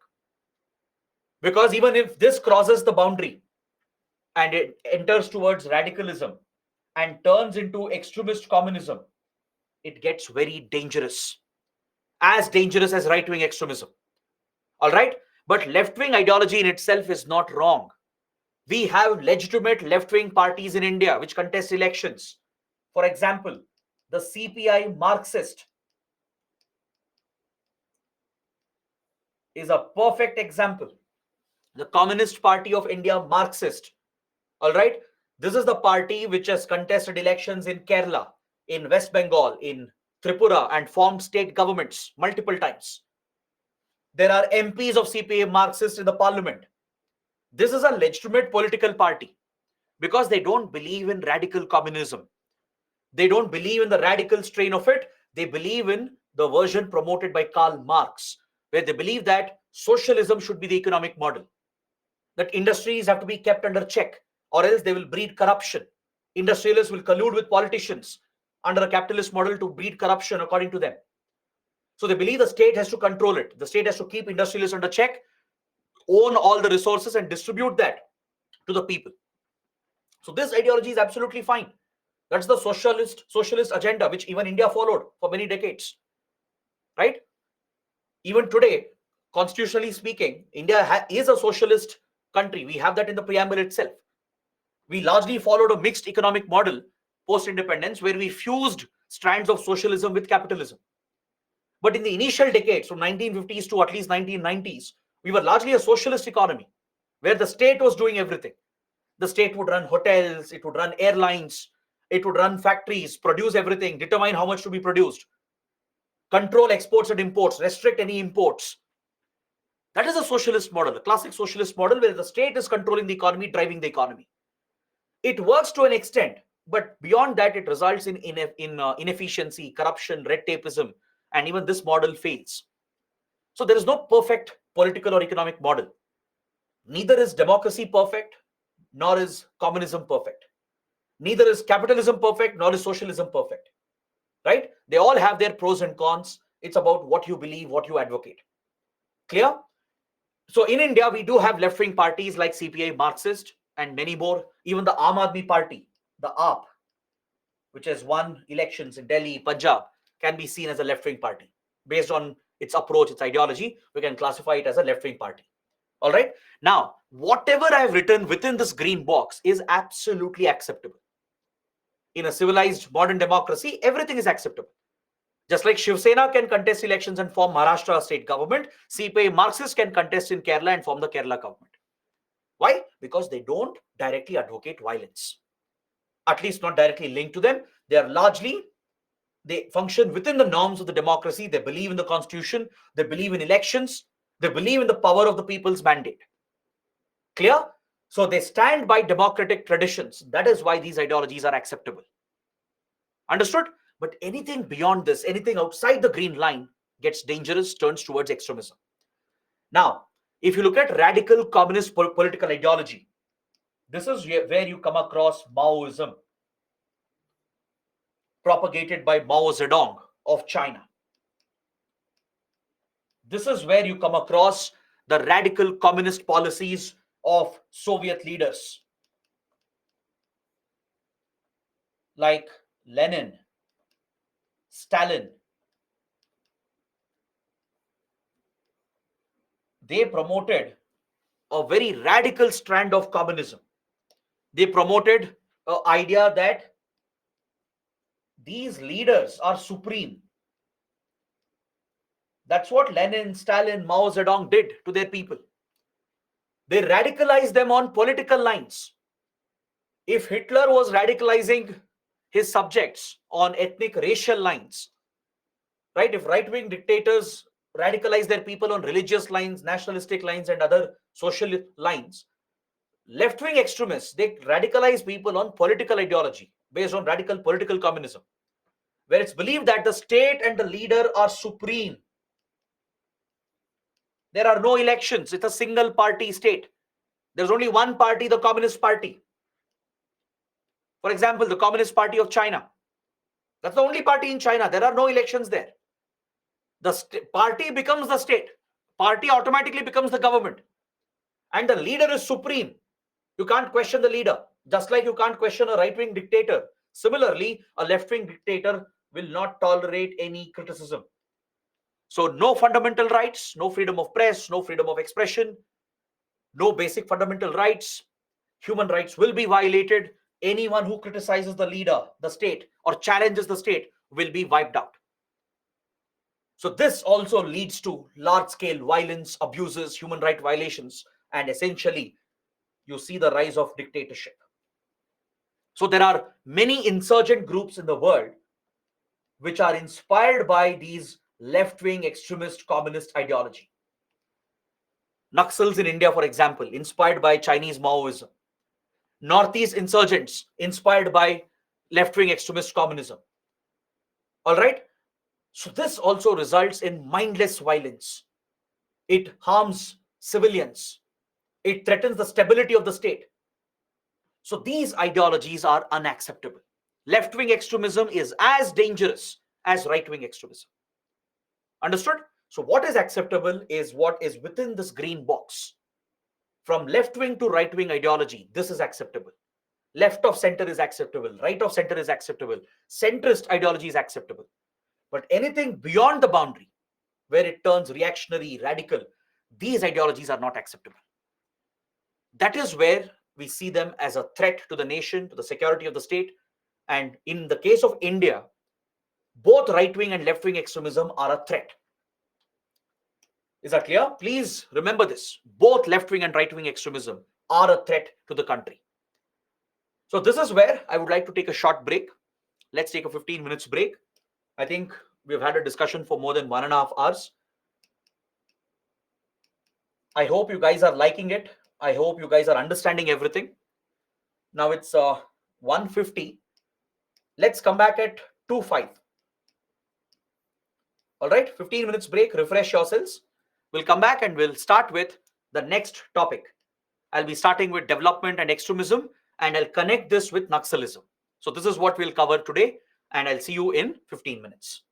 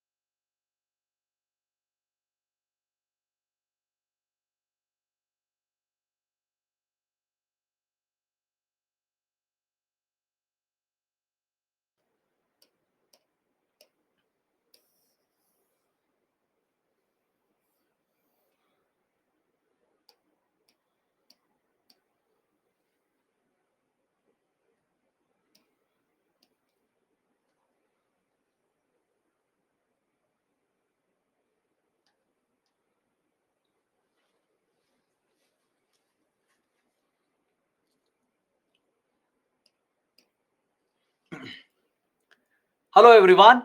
Welcome back to the session. So, I hope you've understood all the introductory concepts. Now, we'll be starting with the next chapter. We will focus on linkages between development and extremism. So, this discussion that we'll be having will serve as the foundation for understanding left wing extremism in the country. We will talk about Naxalism, how it started in India. We'll understand the root causes. We will study the Maoist ideology. We'll understand the threat posed by Naxalism, how it evolved over the years, and what is the current status of Naxalism. We'll also discuss how India has tackled the threat posed by the Naxals. So, we have to start this discussion by understanding the linkages between development and extremism.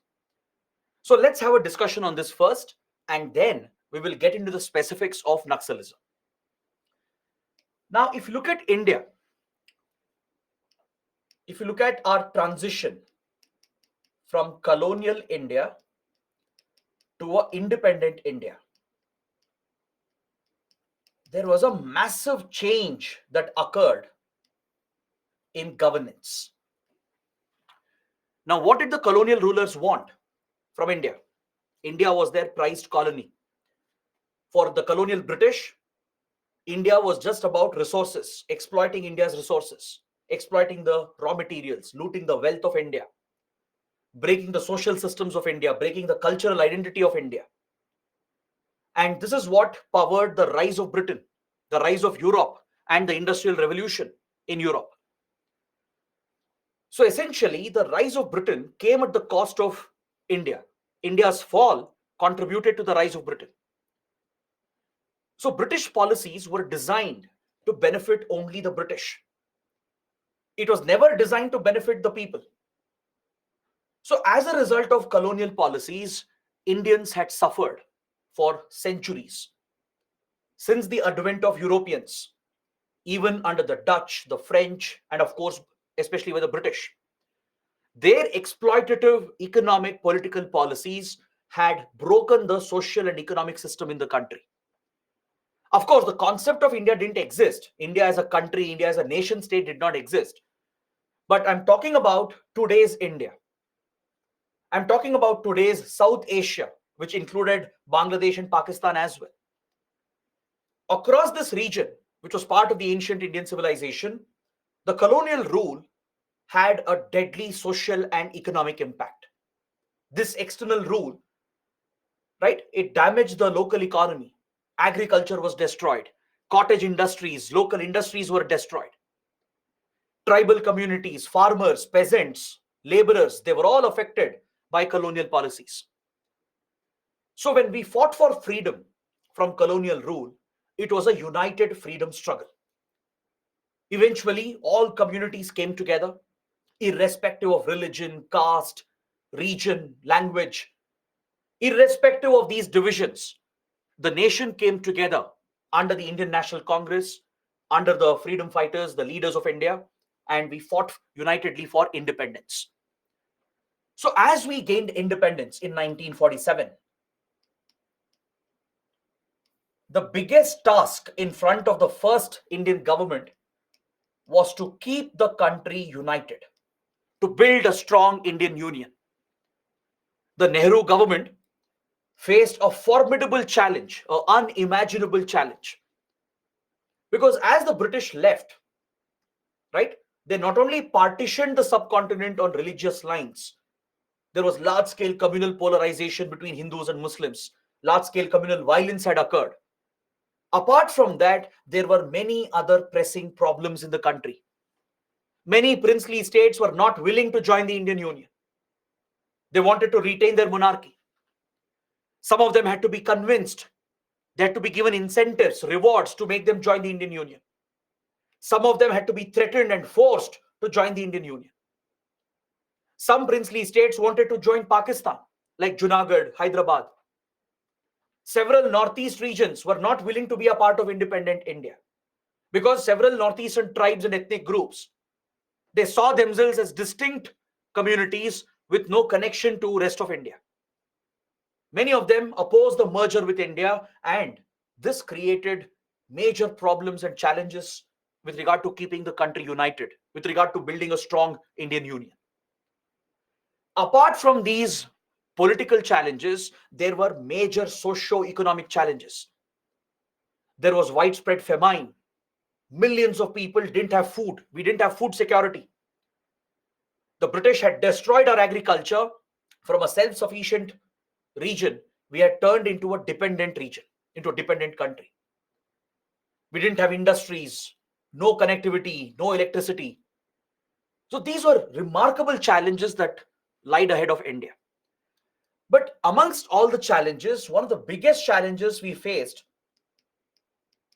were the social divisions present. Widespread social divisions. Of course, I spoke about the communal division, then the bane of the Indian society, the caste system, right? The bane of Indian civilization has been the caste system, the divide between the upper classes, the so-called upper caste, and the Dalits, the lower caste. For centuries, the Dalits had been oppressed. They had been humiliated, snatched of their rights at the cost of the upper caste communities. There was widespread income divide. Land, which was a critical resource, was concentrated in the hands of the zamindars, the landlords. And most landlords would be from the upper caste. So the upper caste landlords would control most of the land, whereas poor farmers from lower caste, they would work for them as bonded labor. They were landless peasants, landless farmers. Resources were not equally distributed. The various tribes of India, which are very protective about their forests, their resources, and their culture, they also had their demands. Because under the British rule, tribal identity had been targeted. The British had brought various environment conservation laws, forest conservation laws, and their true interest was not to protect the forest. They didn't care about the forests. In the name of forest conservation, the British were getting control over forest resources of India, the tribal resources which belong to the tribal communities. So this was a very difficult time for the country. Now, despite all these challenges, how did India build a strong union? How did we bring so many communities together? How did we bring such a diverse region, such a large population of myriad communities? How did they come together to form the Indian Union under a single national identity? How was this possible? This was possible because of the promise that was held by the freedom struggle of the country. As I told you, our freedom struggle was largely secular. It was a united struggle that brought different religions, tribes, the farmers, the castes, the different classes together in a united struggle against colonial rule. The freedom struggle gave hope to the people. It gave hope to Dalits that finally in an independent nation, they will also have equal rights, that we could break the shackles of the caste system. The tribal communities had hopes that their forests, their land, their culture would be protected in an independent nation. The farmers, the peasants, landless laborers, they had hope that wealth and resources will be distributed. Oppressive systems like zamindari, landlord system would be wiped out. It was this promise which brought different communities together. Or else the Indian Union could have never been formed. The country has so much diversity, right? It would have simply broken apart into different countries. Several countries would have come up instead of one single Indian Union, one united India. Because you look at any other part of the world, every few hundred kilometers, there is another country. Once there is a change in ethnicity, change in language, change in culture, homogeneous communities come together to form a country. Look at Europe. Germans have formed Germany, right? The English speakers have formed Britain. French have France. It's largely on these lines that nation state nationalism came up across Europe and across the world. But India stood out. India was different. A diverse land with a very diversified population belonging to different sections, different communities, coming together to form a nation state was something remarkable. This could happen because there were promises made through our freedom struggle. Post independence, a commitment was delivered to our people through the Constitution of India, which is indeed a sacred document. If even today, 75 plus years later after independence, if India remains united as a strong country, as a fast growing country, as a global power, a large part of the credit goes to the sacred document that is the Constitution of India. Because our founding fathers, our constitution makers, the leaders of our freedom struggle, they established certain principles, introduced certain ideals, and they committed that every citizen will be taken care of. Every citizen, irrespective of their religion, their gender, their place of birth, their caste, everybody would get equal rights.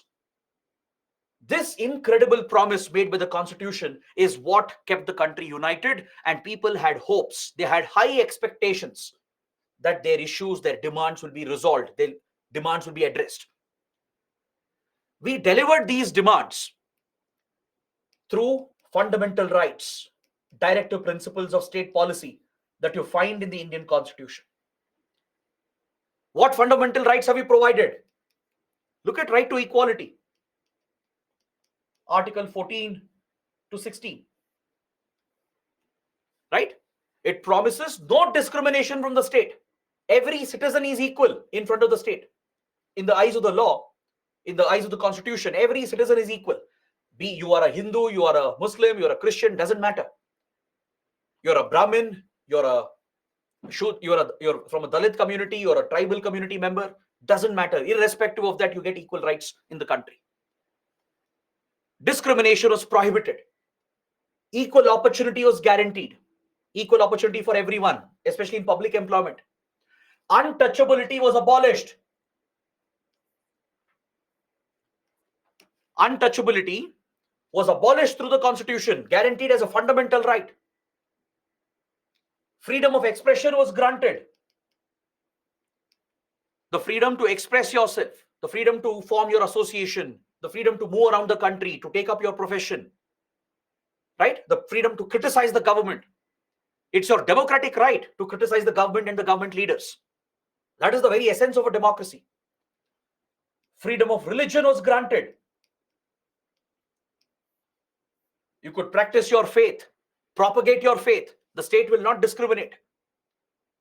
And India adopted a positive secularism, because European version of secularism is built on complete separation from state and the church, where the state will not step into the domain of the church, and the church is not allowed to step into the domain of the state. That is the negative secularism that you find in Europe.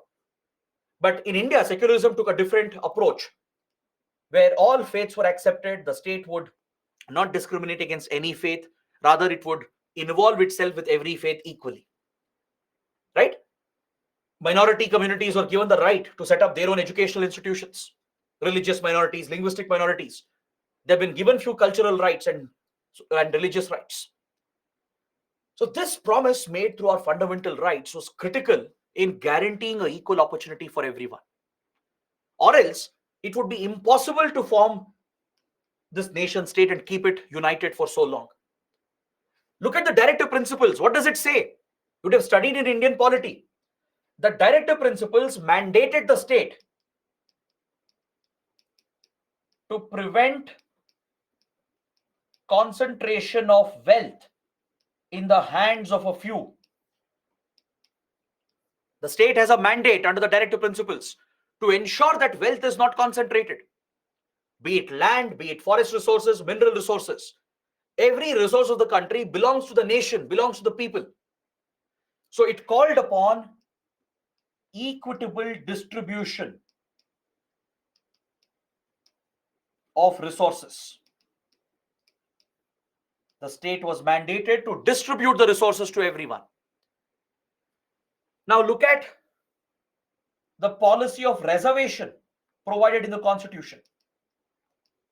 in order to uplift the socially, educationally backward classes, especially the scheduled castes, the scheduled tribes. It was critical to provide additional support to them. That's why Article 15, Article 16 provides for a positive discrimination. Even though Article 14 prohibits discrimination on the lines of caste, 15 and 16 provide for it. That's a reasonable restriction. It's an exception given.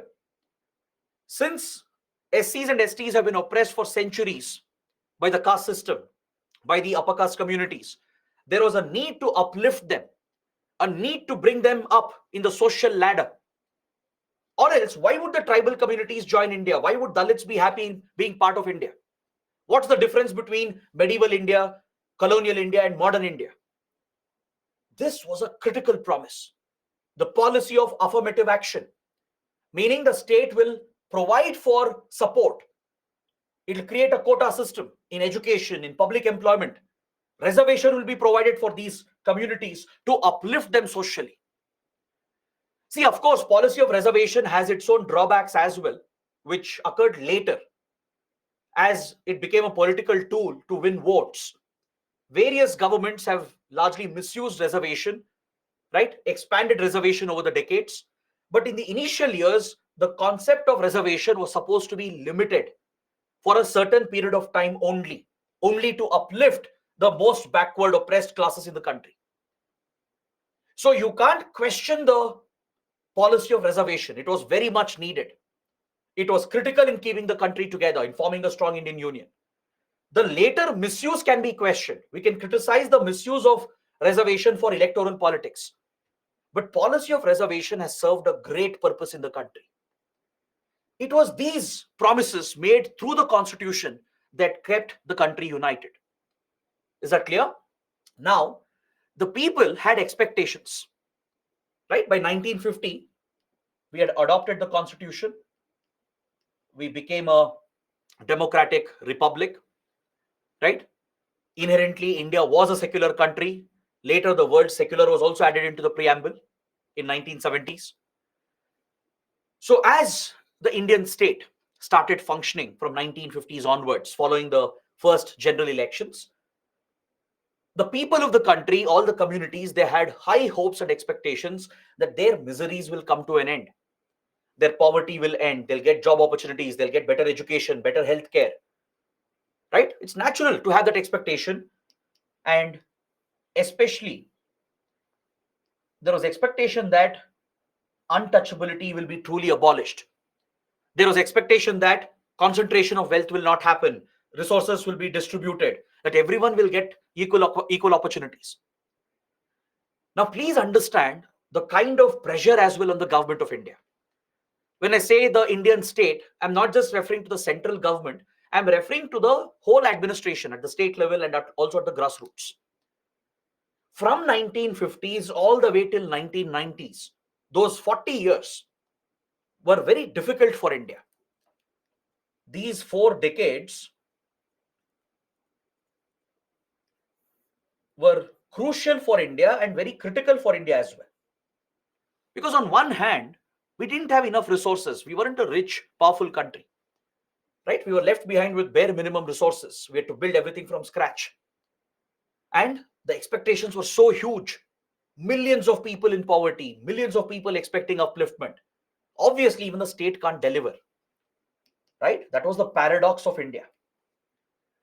On one hand, there was an India which was hopeful, which was looking towards the future, hoping that their problems, their miseries will end, that they will get equal treatment, equal benefits, better governance, better opportunities. Any citizen would have that expectation, right? The state was willing to deliver. The central government, the state governments, the grassroots administration, right? On one hand, they wanted to deliver these promises made through the constitution. At the same time, there would be challenges as well. You can't have perfect administration. There is nothing called perfect governance. There were cases of neglect. Some regions were forgotten, left behind. Slowly, corruption crept into the system, right? Politics became criminalized and corruption became inherent to Indian politics. Government funds were diverted. There was large-scale suffering caused to the masses by government policies itself. So this was the paradox in India.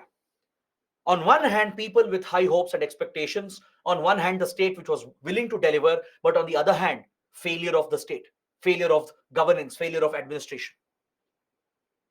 It is this complex situation which started creating resentment in some pockets of the country, in some parts of India, in some remote areas of India, where governance was not reaching them, where the benefits of development was not reaching them, right?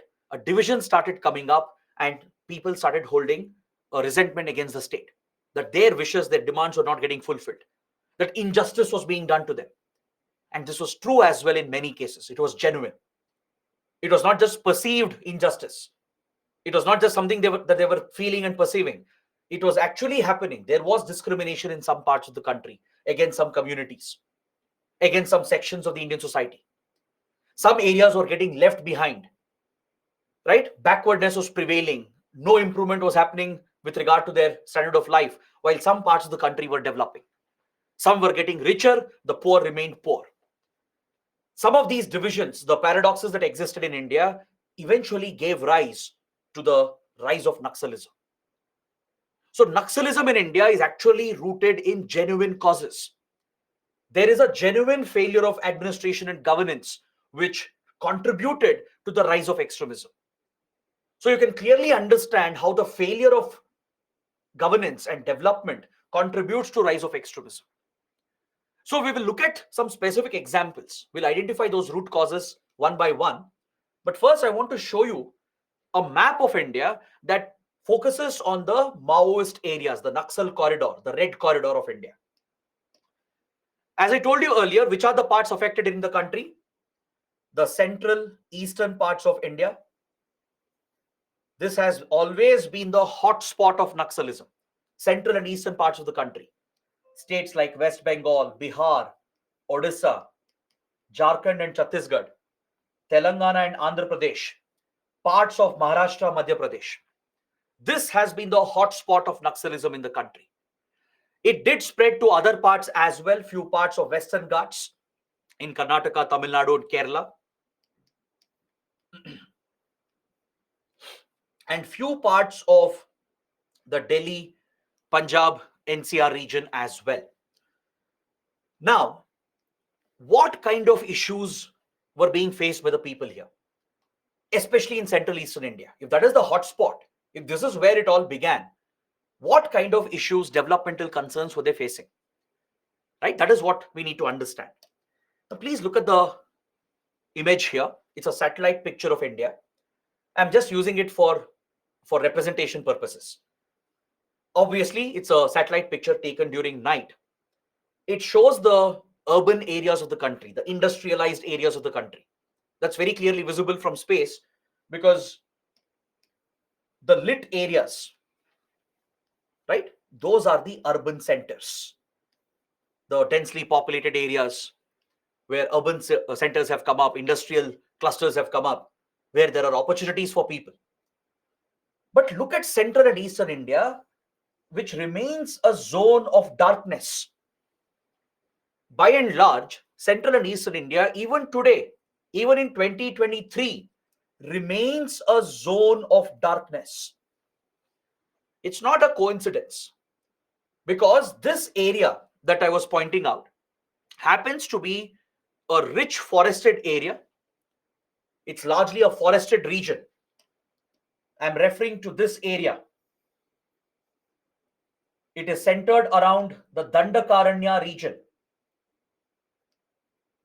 The name Dandakaranya refers to the dense forests and jungles, which is an extension of the Eastern Ghat ranges. The Eastern Ghats that extend from Andhra, Telangana region towards Odisha, Chhattisgarh leads to these tropical deciduous forests, grasslands, and the dense jungles present here around Chhattisgarh, Jharkhand, and even parts of Maharashtra, Madhya Pradesh, and towards Odisha belt. So this happens to be a rich forested region of the country, right? And in these forests of Central Eastern India, you find several indigenous tribes. They are the natives of these forests. They have resided here in these forests from centuries, even before India was born as a nation state, even before the British, before the advent of Europeans, right? Since centuries, these indigenous native communities, they have called these forests their home. Is that clear? Now, tribal communities, please understand, they are very protective about their land. They are very protective about their forests, their resources, and even their cultural identity, because they have very limited external contact. Their whole life is about living in the forest. They're forest dwelling tribes. They reside in the forest. Their whole livelihood is dependent on the forest. They carry out basic hunting. They practice basic agriculture, sustenance agriculture. They even collect basic forest produce, minor forest produce. And that is their livelihood. And these forest dwelling tribes and indigenous communities, they hold a lot of respect towards the forest, towards the environment. Why? Because they know that their livelihood is dependent on it. That's why many tribal communities, they worship the forest, they worship nature. Usually they didn't have other faiths. Your mainstream faiths like Hinduism, Christianity, Islam wouldn't be followed by tribal communities, not just in Central Eastern India, even in Northeast India. This is true around the world as well. Any indigenous tribal community, they will have their own indigenous faith. They'll speak their own language, right? They have very limited external exposure to the outside world. Their whole life is about the forest, the land where they are residing, and their entire life is connected with the forest. So their cultural identity is also part of it. They conserve, protect their forest. They never overexploit. Whatever resources they take from the forest, it's minimal. It is sustainable exploitation because they're conserving their forest as well. Because they know if they overexploit, their own well-being will be affected. This is true about every indigenous tribal community, right? They take care of their environment, their forests, and the nature because it's integral to their life. So any kind of outside interference will not be liked by tribal communities.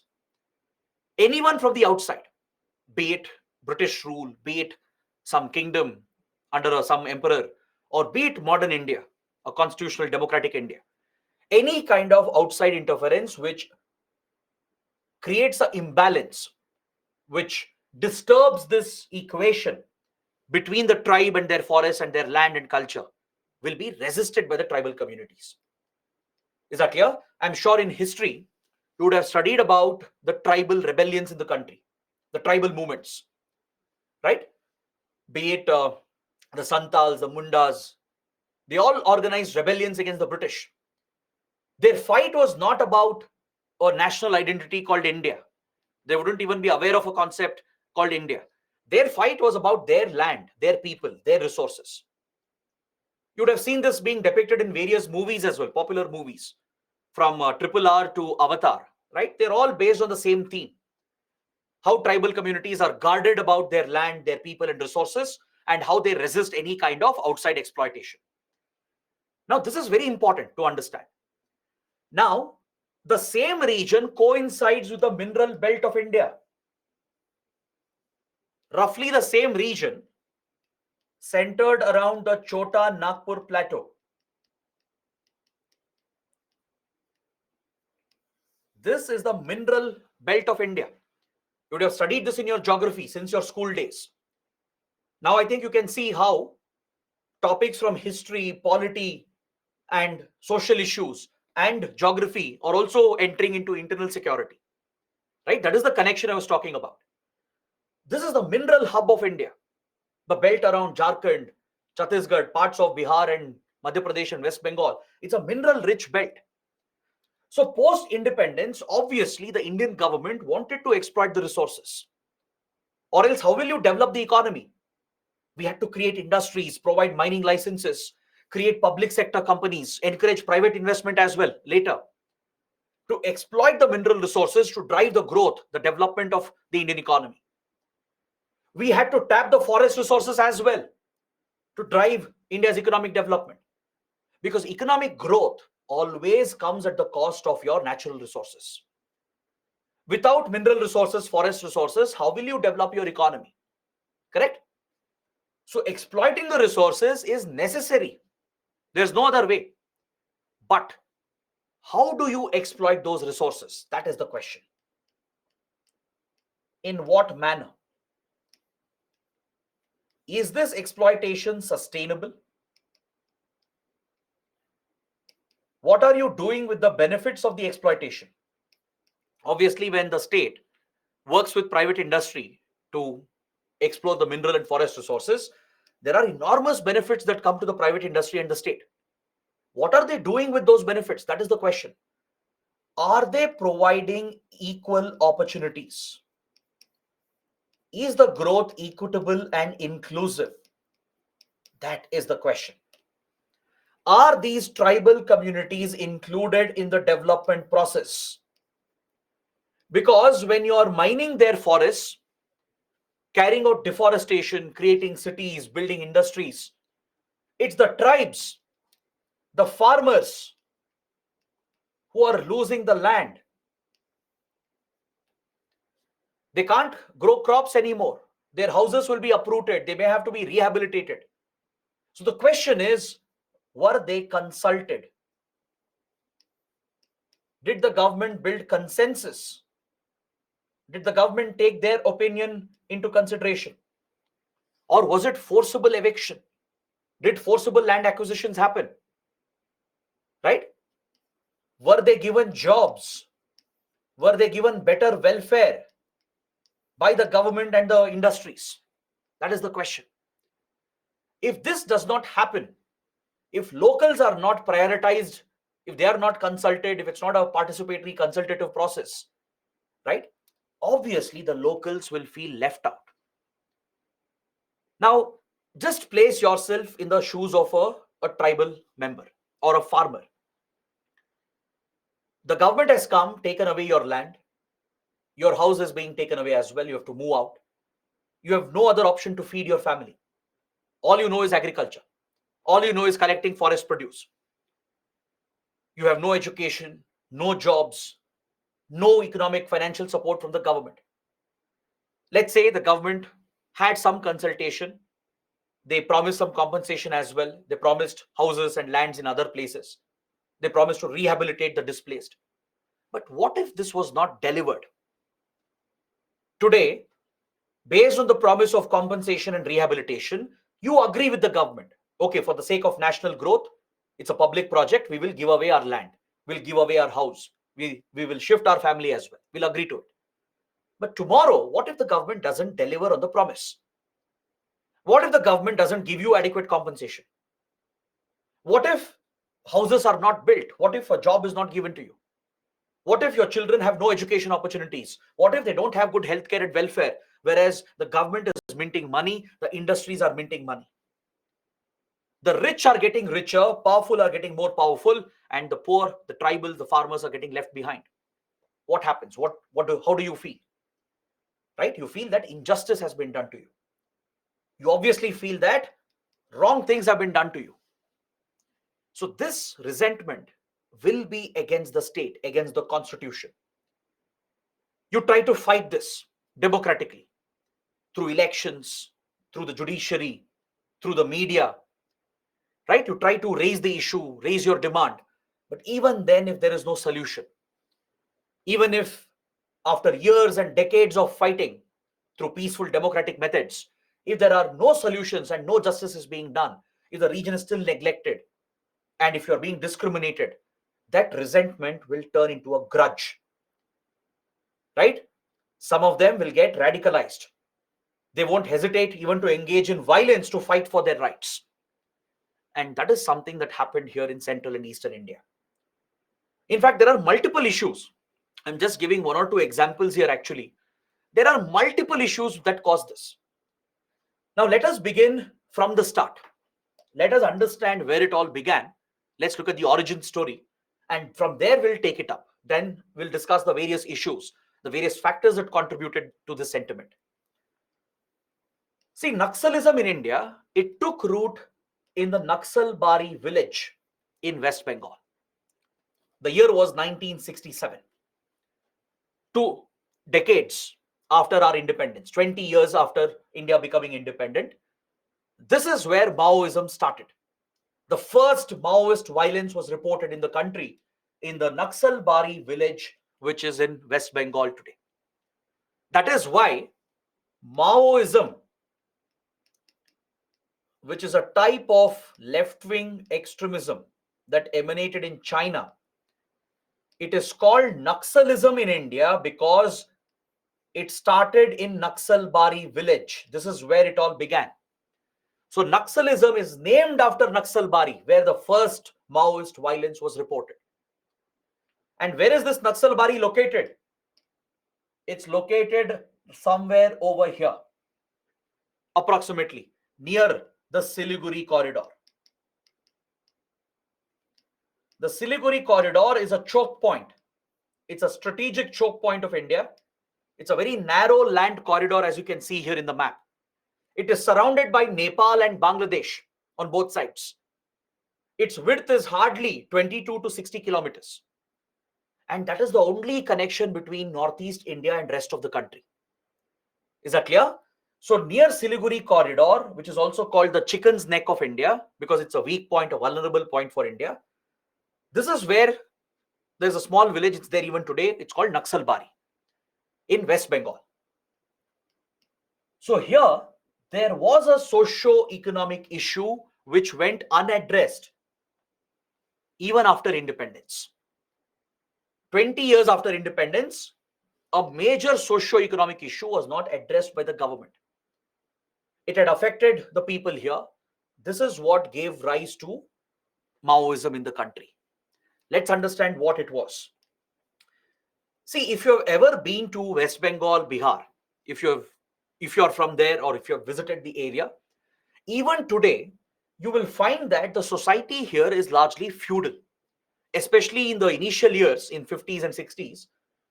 This area of Bihar, West Bengal, even parts of UP, right? It was a very feudal society, meaning there were these landlords, essentially the erstwhile zamindars, right?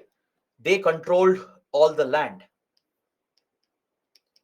The farmers would essentially work as peasants for them. The farmers, peasants, they were landless. They wouldn't own any land. And usually they would be from the lower caste, the lower communities.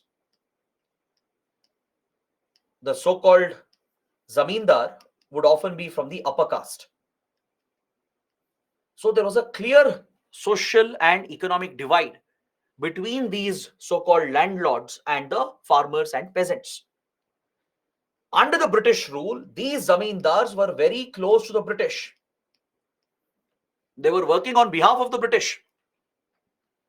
The British realized that one way to control the masses was to work with the elites, work with the rich, the upper caste, the influential. That's why they tied up with princely states. They worked with zamindars, encouraged the zamindari system. And they would not only take the revenue, but they controlled the population as well through such elements. Zamindars were like the middlemen of the British.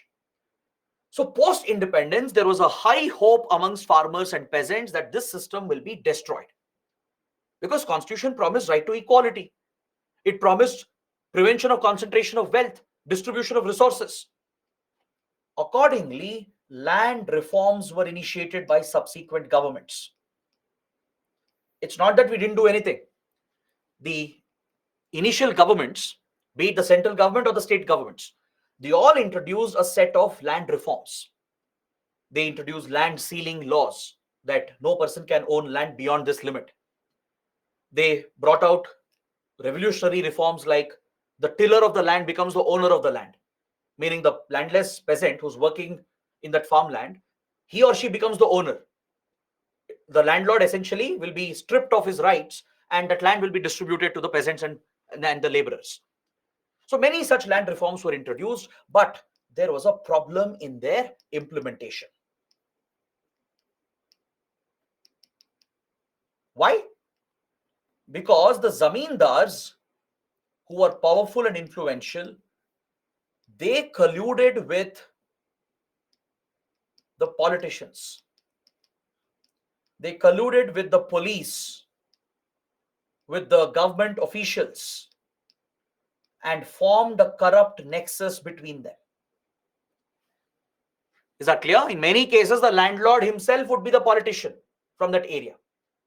There would be a corrupt nexus between them and the bureaucracy, the lower government officials, the police officials. So they derailed the land reforms in the country. They wouldn't allow the land reforms to be implemented as designed by the central government or the state government. So the farmers and peasants who were left out, who were still oppressed and suffering from the feudal nature of the society here, they rebelled. By this point, by 1950s and 60s, Maoist ideology had entered India. A few communists in the country had already taken a liking towards Maoism. I'll explain what is Maoism. I'll come to it. Please wait. After Maoism succeeded in China in 1940s, the Maoist ideology was spreading around the world, not just to India, but to other countries as well. It was the Cold War period as well. There was a divide between democratic capitalist countries of the West and the communist socialist countries of the East. Clear? So China, which was the birthplace of Maoism, was involved in promoting Maoist ideology in every part of the world. By then, right, during our freedom struggle itself, communism had taken root in India. As I said, all forms of communism is not bad, right? Marxist communism is great. It is tolerable. It is allowed in a democracy. So during our freedom struggle itself, communist ideology had taken root. There were different strands of communism, right? Communism inspired by Karl Marx, communism of Europe, seen from France to Soviet Union, that had given a lot of ideas and principles to Indian leaders as well. Communist parties were formed in India. You would have heard about legendary communist leaders like M.N. Roy, right? So communism had a decent base, a strong support base that existed, as it was inclined towards the masses and upliftment of the poor communities. But slowly, radical strands of communism started evolving, mainly inspired by Mao Zedong's ideology from China.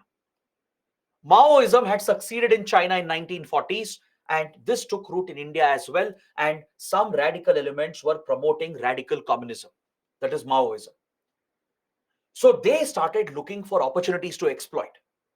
They started exploring how they could further propagate their ideology, how they could promote their extremist ideology and gain support and influence. And they got the opportunity in West Bengal, in the feudal society, right, where there were class divisions, caste divisions. That is what the Maoists exploited to instigate violence in Naxalbari. The peasants and farmers who were radicalized by the Maoists, they took matters into their own hands. As per the Maoist ideology, they took up weapons, they took up arms against the state.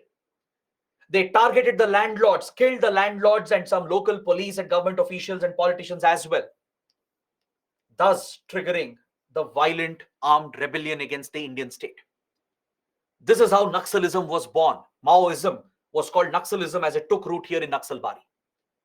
Is that clear? So by 1950s, radical strands of communism also had taken root along with moderate strands of communism. These radical communists who were influenced by Mao Zedong and his philosophy, they exploited the divides in central and eastern India, beginning with Naxalbari, and instigated an armed rebellion led by landless peasants and farmers, where they attacked police stations, the landlords and the politicians, and killed several of them as they represented the state. Their war, their fight was against the Indian state because they felt the state didn't care about them. The state failed in initiating land reforms and in implementing them. This was seen as injustice done to them. They held resentment, they held grudge, which was exploited by the Maoists who indoctrinated them, brainwashed them, and triggered an armed rebellion leading to Naxal violence, the first Naxal violence in the country. Is that clear? Now, let me explain what is this Maoism. What is this ideology? How did it take root in China? What did Mao Zedong advocate? Based on that, then we can discuss the other factors in India which contributed to the spread of Naxalism. All right, so let's talk about Maoism for a few minutes. let me help you understand what is the Maoist ideology. Mao Zedong or Mao Zedong was a leader of the Communist Party of China. Here you have to understand the brief history of China as well. Let me just open a new slide. China is a very interesting case study. See, today we call China as what? PRC, correct? The People's Republic of China. The PRC is ruled by the CPC, the Communist Party of China. It's a single party state. It's a communist state. There's only one party, no democracy, no elections, no fundamental rights. The Communist Party itself is the government, correct? That's why we refer to China as a communist country, as an authoritarian country. Now, the point is, how did the Communist Party come into power? Right? To find answers, we have to go back to 1920s. In the 1920s, China was referred to as the Republic of China. Is that clear? It was referred to as the Republic of China, largely ruled by a party called the Kuomintangs. The Kuomintangs were in power. It's called KMT. That's the abbreviation of this party, the Kuomintang party, right? The members of the party are called Kuomintangs. So Kuomintangs were in power. This government was called the Republic of China. This is after the First World War. First World War had ended and Republic of China had been established. Now, under Republic of China, there was poor governance.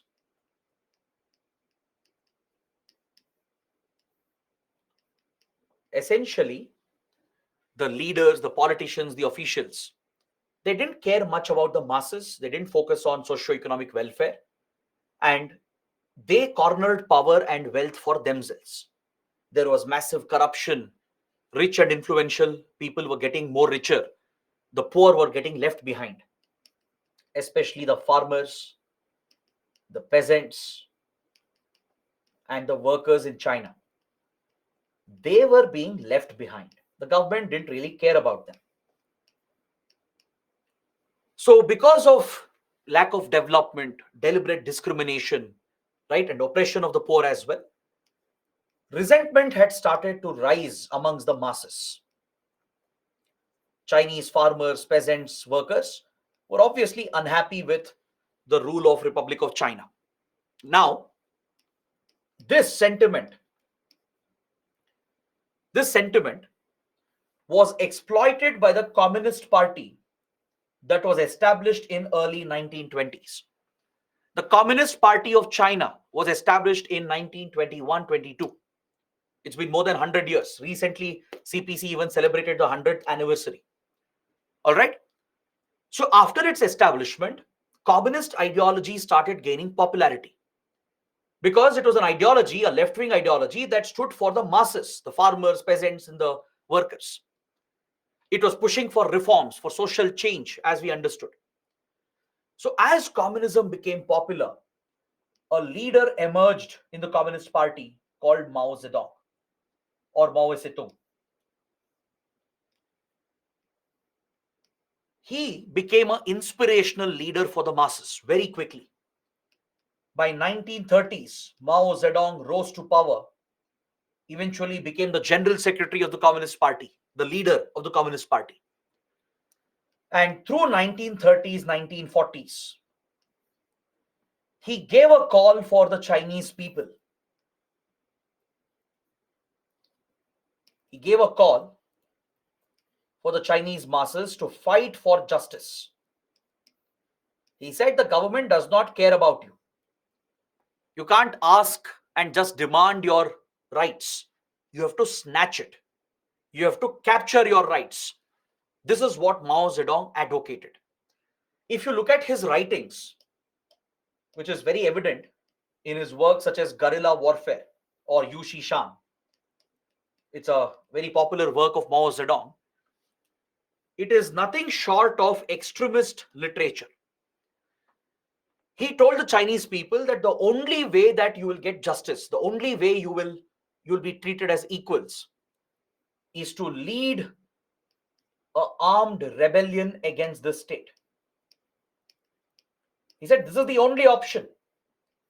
There's no point in requesting, in asking, in demanding.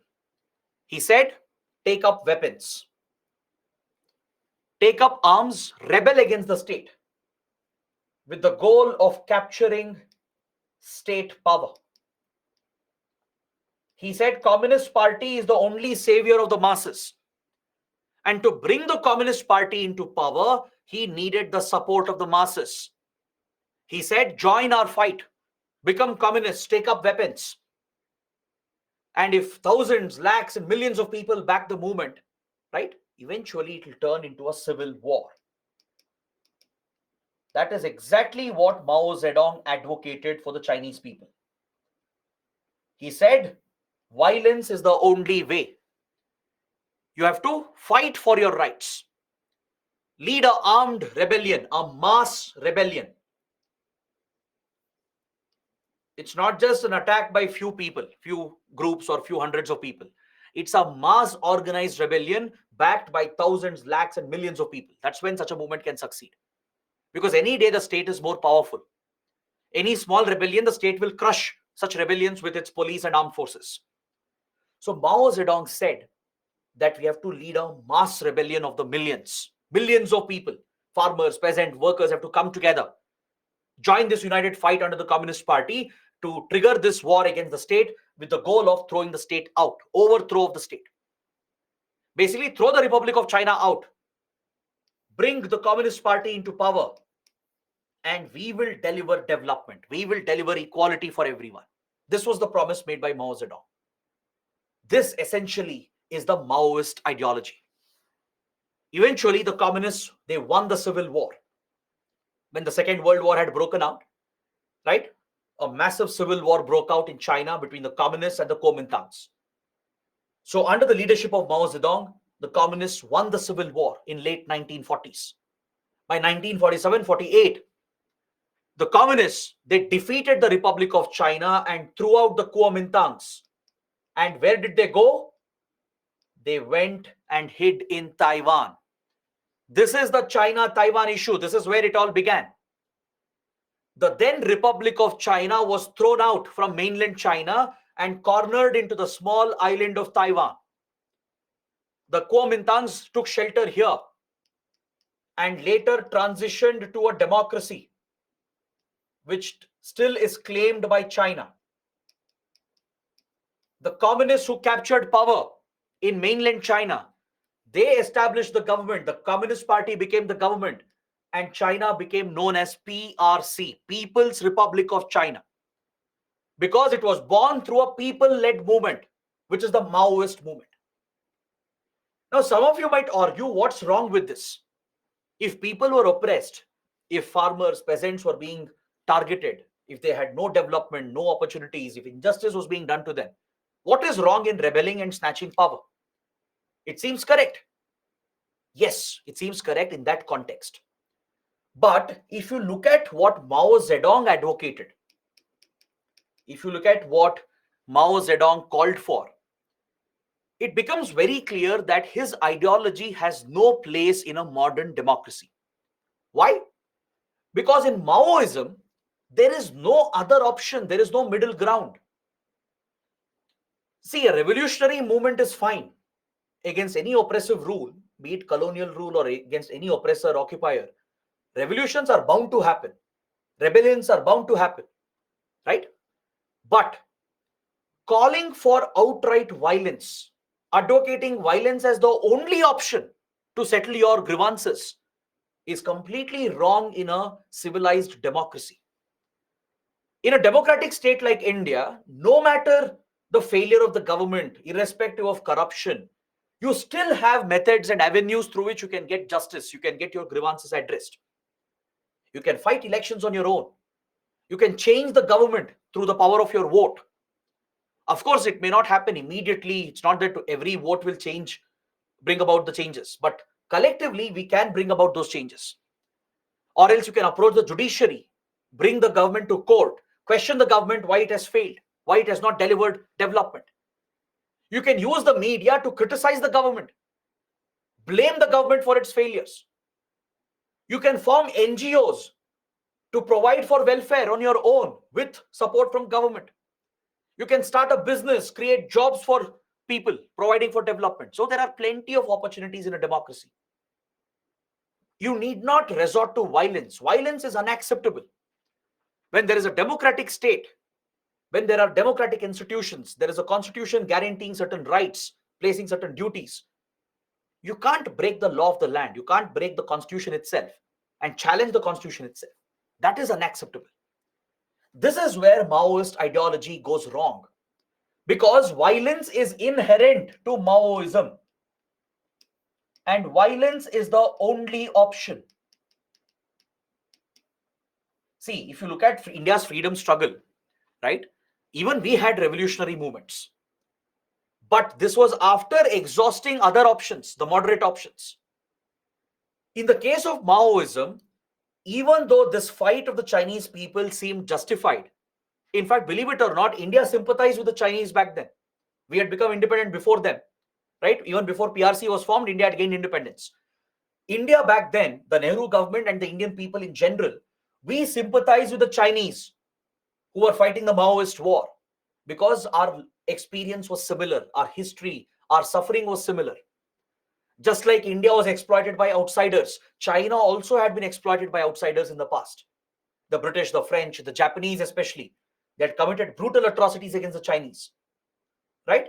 Their culture had been hurt, their economy had been destroyed, because both Indian and Chinese civilizations are ancient and great civilizations. At one point, they were the most powerful civilizations, thriving economies. They were all destroyed largely by outside interference, right? So we sympathize with them. In fact, there was a kind of diplomatic support as well from India towards the PRC. We recognize the PRC as well when it was established. But problem is, we can't expect or accept this ideology to take root in India post independence, post India becoming a democracy, a constitutional democracy. Because Maoism calls only for violence. There is no other option. The moment you have a grievance, Mao Zedong says, take up arms, fight the state, attack the state, kill as many people as possible, lead a mass rebellion to throw the state and capture state power. This is the agenda of Maoist ideology. That is why it's an extremist ideology. It is unacceptable in a civilized state. Is that clear?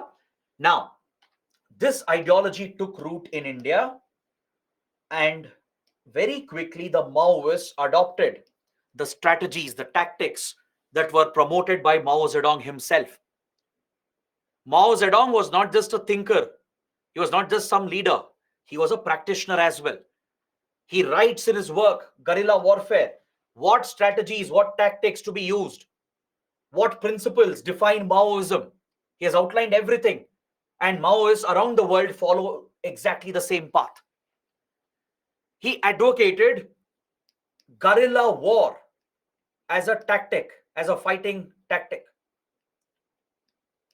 Essentially, jungle warfare.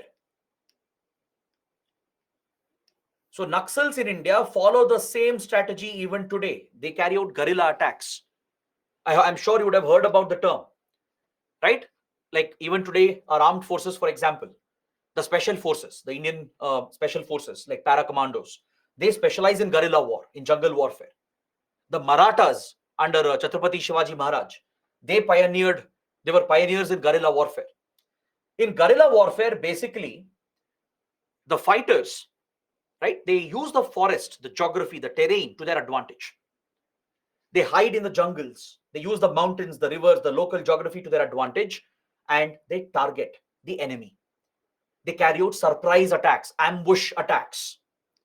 That is the strategy of jungle warfare or guerrilla warfare. You use the cover of the forest, the mountains, the rivers, you hide there. You create a stronghold there, right?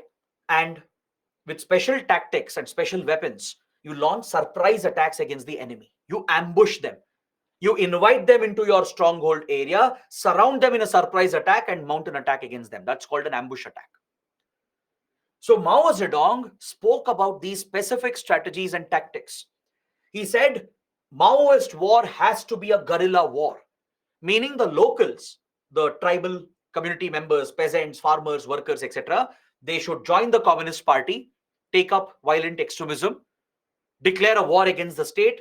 The goal is to throw the state out, and obviously the state will respond, it will retaliate. Through the police and security forces, the state will try to crush the movement. So, as the police and security forces try to target the Maoists, they will launch their ambush attacks. They will use the local terrain to their advantage. Since locals have a better idea, the tribal community members, farmers, peasants, they know the forest better. They know the mountains, rivers better. They speak the local language, right? They use this to their advantage to create a stronghold and launch these surprise guerrilla attacks, jungle warfare attacks, or ambush attacks against the security forces.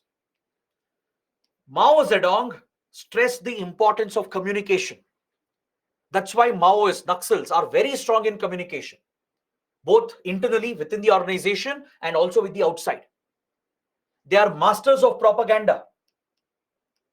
Mao Zedong highlighted the importance of propaganda. Propaganda is to basically use fake news and misinformation to manipulate the opinions of the public, right? Usually there will be a political agenda behind any propaganda campaign, and Mao Zedong stressed upon the importance of propaganda with a strong, effective communication network. That's why, if you look at Naxals, right, in their war, they not only adopt high-end technology for their internal communication, they use radio sets, walkie-talkies, they use satellite phones, right? They try to leverage technology, communication technology, to improve their internal communication. Along with this warfare tactic, they communicate with the people. They communicate with the surroundings, because that is how they can get support. They'll identify the local issues. They'll reach out to affected farmers, tribal community members, whoever is affected by some government policy, government initiative, right? Whoever has suffered injustice, they will focus on them and they'll communicate with them. They will say that, see, Indian state doesn't care about you. They took away your land. They threw you out of the forest. They didn't give you compensation. They didn't give you a job, right? Look at the corruption. The politicians are getting richer. Industries are getting richer. What are you getting? Through such propaganda, they will brainwash the locals further, right? Through a communication plan, they brainwash the locals, radicalize them, indoctrinate them, and recruit them into their organization. That is why they are strong in communications and propaganda. Their goal is to build popular support. Mao Zedong said, you can't win this war with support of few hundred people or few thousand rebels. You need millions to support this rebellion, or else you can't defeat the state, because they know the state is very powerful.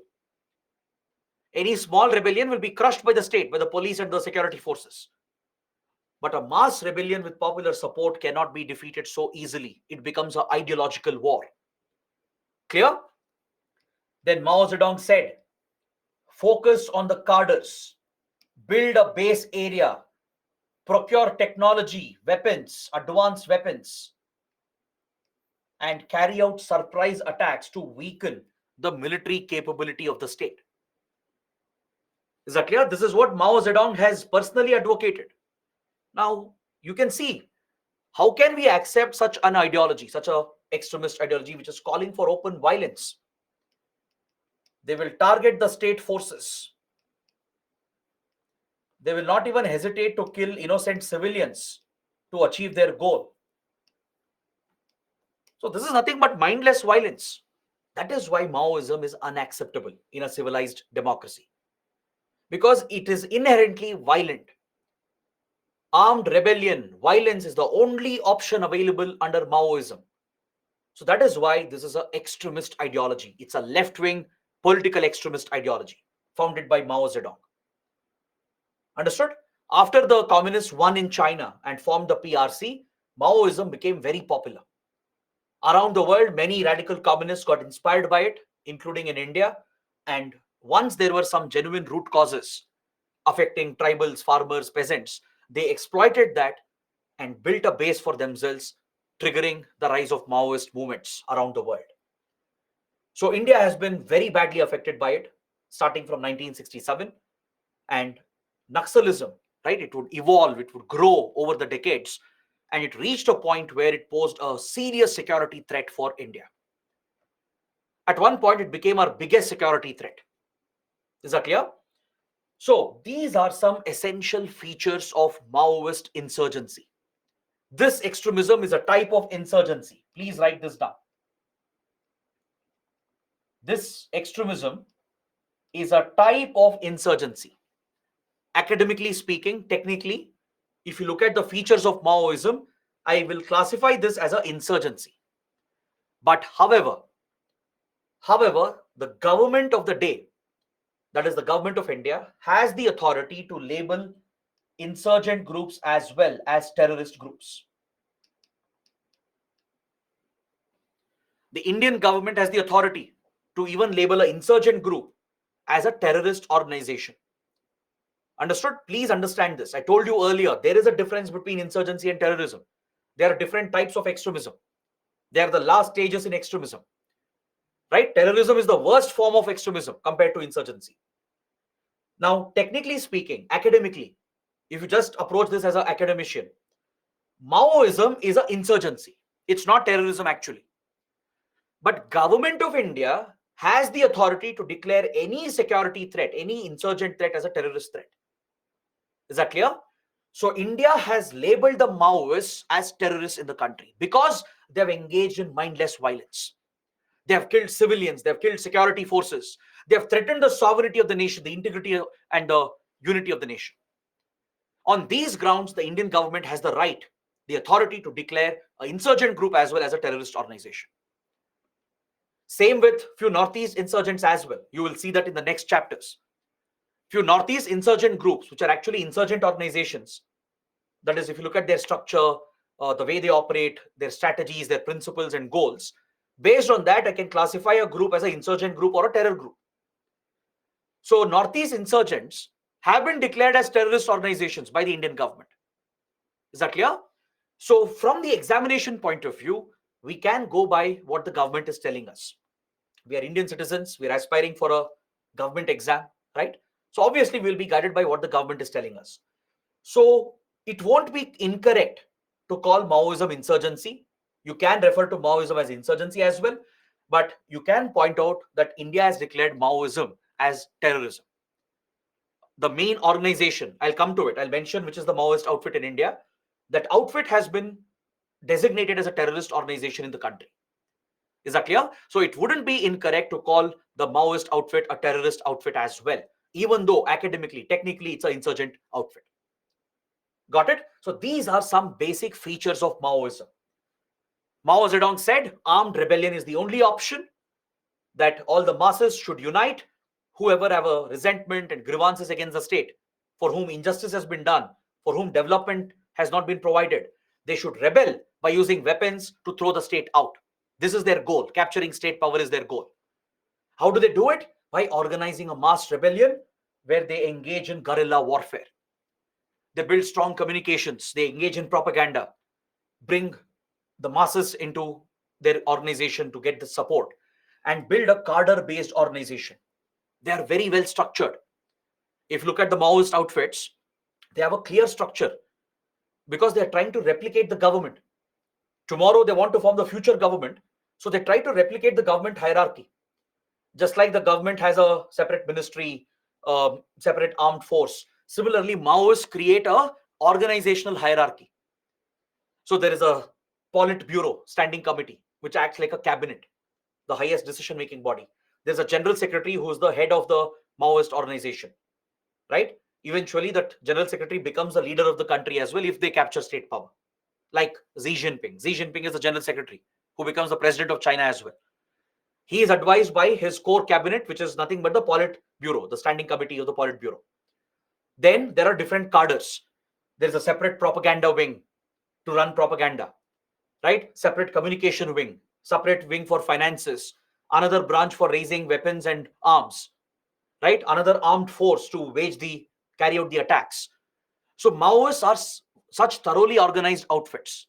They have a clear structure, clear hierarchy. The cadres are well organized and they get very good training as well. Military grade training is provided. They create their base areas, Mainly, they create a stronghold. They capture certain areas. They target the state forces, the police and security forces. They'll target the state administration as well, government officials, elected representatives, and they'll try to throw the administration out. And they will turn this into a so-called liberated zone. They call them as liberated areas or liberated zones, where they have removed the government, removed the police and the government officials, targeted the government infrastructure, and they bring the local administration under their control. Is that clear? So they try to create such a stronghold area which becomes their base of operations. From here, they will target the security forces through ambush attacks. So this is how Maoism is built. These are the features, the principles of Maoism, which were outlined by Mao Zedong himself. Now, that is why this ideology is unacceptable. At any cost, we can't accept this ideology, not in a civilized democracy, because it is advocating the capture of state power. It's a challenge to the constitution, to the Indian state, to the sovereignty and integrity of the nation. It's calling for an armed insurgency through a mass mobilization, and they don't hesitate even to form strategic alliances if required, meaning they will merge with other like-minded groups if necessary. There can be multiple Maoist groups in the same country. In different regions under different leadership, there can be different multiple Maoist groups. If required, they'll all merge together, come together. They will even share logistics if required. And if necessary, to achieve their goal, they will even align with other extremist and terror groups. For example, Naxals in India, they have tied up with LTT in Sri Lanka. They had connections with Northeast insurgent groups. They had ties with Lashkar-e-Toiba as well. So they do form such strategic alliances. They take support from anyone who's ready to back them. To a limited extent, Naxals in India have had contact even with the intelligence agencies of China and Pakistan. Is that clear? There has been some state support in the initial years, but however, it's very limited. The foreign support has been very limited for Naxalism. In the initial years, Chinese intelligence agencies, they did provide backing. They did provide funding. Why? Especially after 1962 war, where India-China had fought a border war in 1962. Following that, China did use Maoism to weaken India, to destabilize India. But however, it was a limited support. And according to Indian intelligence agencies, Naxals in India built ties with even Pakistan's ISI to get support from the ISI. So there have been instances where they have got external state support through foreign intelligence agencies, through covert methods, through secret methods. But the foreign state support has been limited, very limited, because Naxalism is largely an organic, homegrown movement. It's a domestic movement. Because there are genuine root causes which were not addressed for decades. In many areas, there was a genuine failure of government, genuine failure of governance and administration, neglect and discrimination, which gave rise to this movement.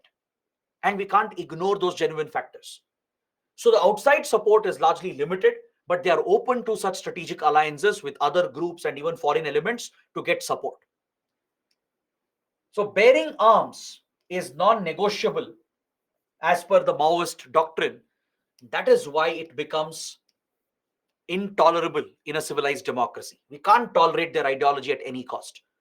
We can empathize with the tribal community members, with the farmers and peasants. They have suffered.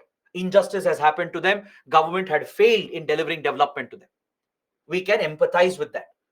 But we cannot sympathize with the Maoists who have exploited this gap, the developmental gap. They exploited the developmental divide to breed extremism, to serve their political agenda. The political agenda of these Maoists is to capture state power. They genuinely don't care about the masses. They don't care about farmers, peasants, and the tribal community members. Even if they come to power, they won't deliver equitable growth. They won't be able to deliver welfare. It will become an autocratic state. China is an example. Look at China. No fundamental rights, no freedom of press, no freedom of expression, no elections. It's a single party state. It's an authoritarian state. The leader is supreme. The party is supreme. So such a state can never deliver. China is a different story. Its growth story is different because it opened up its economy, adopted capitalism, created a manufacturing base, became a powerhouse, and delivered tremendous growth. But you can't deny the fact that China remains an authoritarian state where there are no basic rights. Right? Those who don't agree with the Maoists, with the Communist Party, they will be oppressed even today. They will be targeted by the Chinese state. So the Maoists don't care about the people genuinely. They are utilizing their grievance, exploiting their resentment, which is a genuine root cause, and turning this into an armed extremist movement against the state. Is that clear? So this is what you need to understand. They have exploited the urban-rural divide, the industrial-rural divide, right? The divide between industrial and agrarian economy. This has been exploited. They've tapped the industrial workers, farmers, peasants, and tribal communities to gain support for their movement. So this is how Naxalism took root in the country and grew to become a major threat for India. Now let me quickly take you through the various factors, the root factors. We were discussing this earlier as well.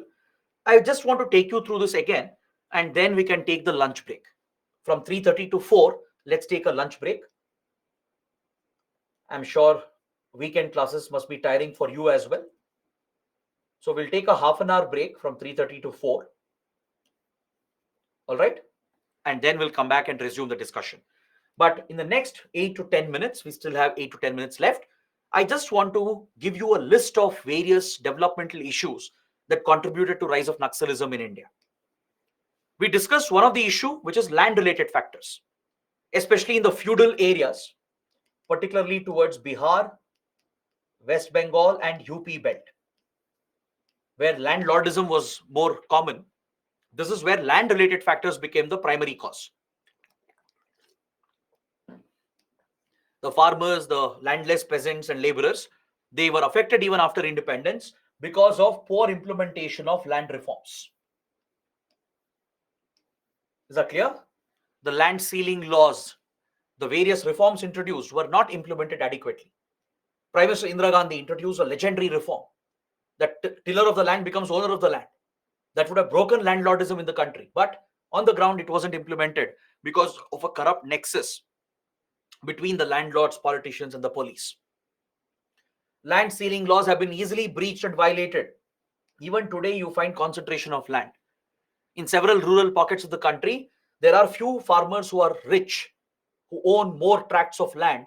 But there are many farmers who have no or very limited piece of land with them. This is a major division. It's a class and income division which has persisted, and it has become a root cause, particularly in central and eastern India.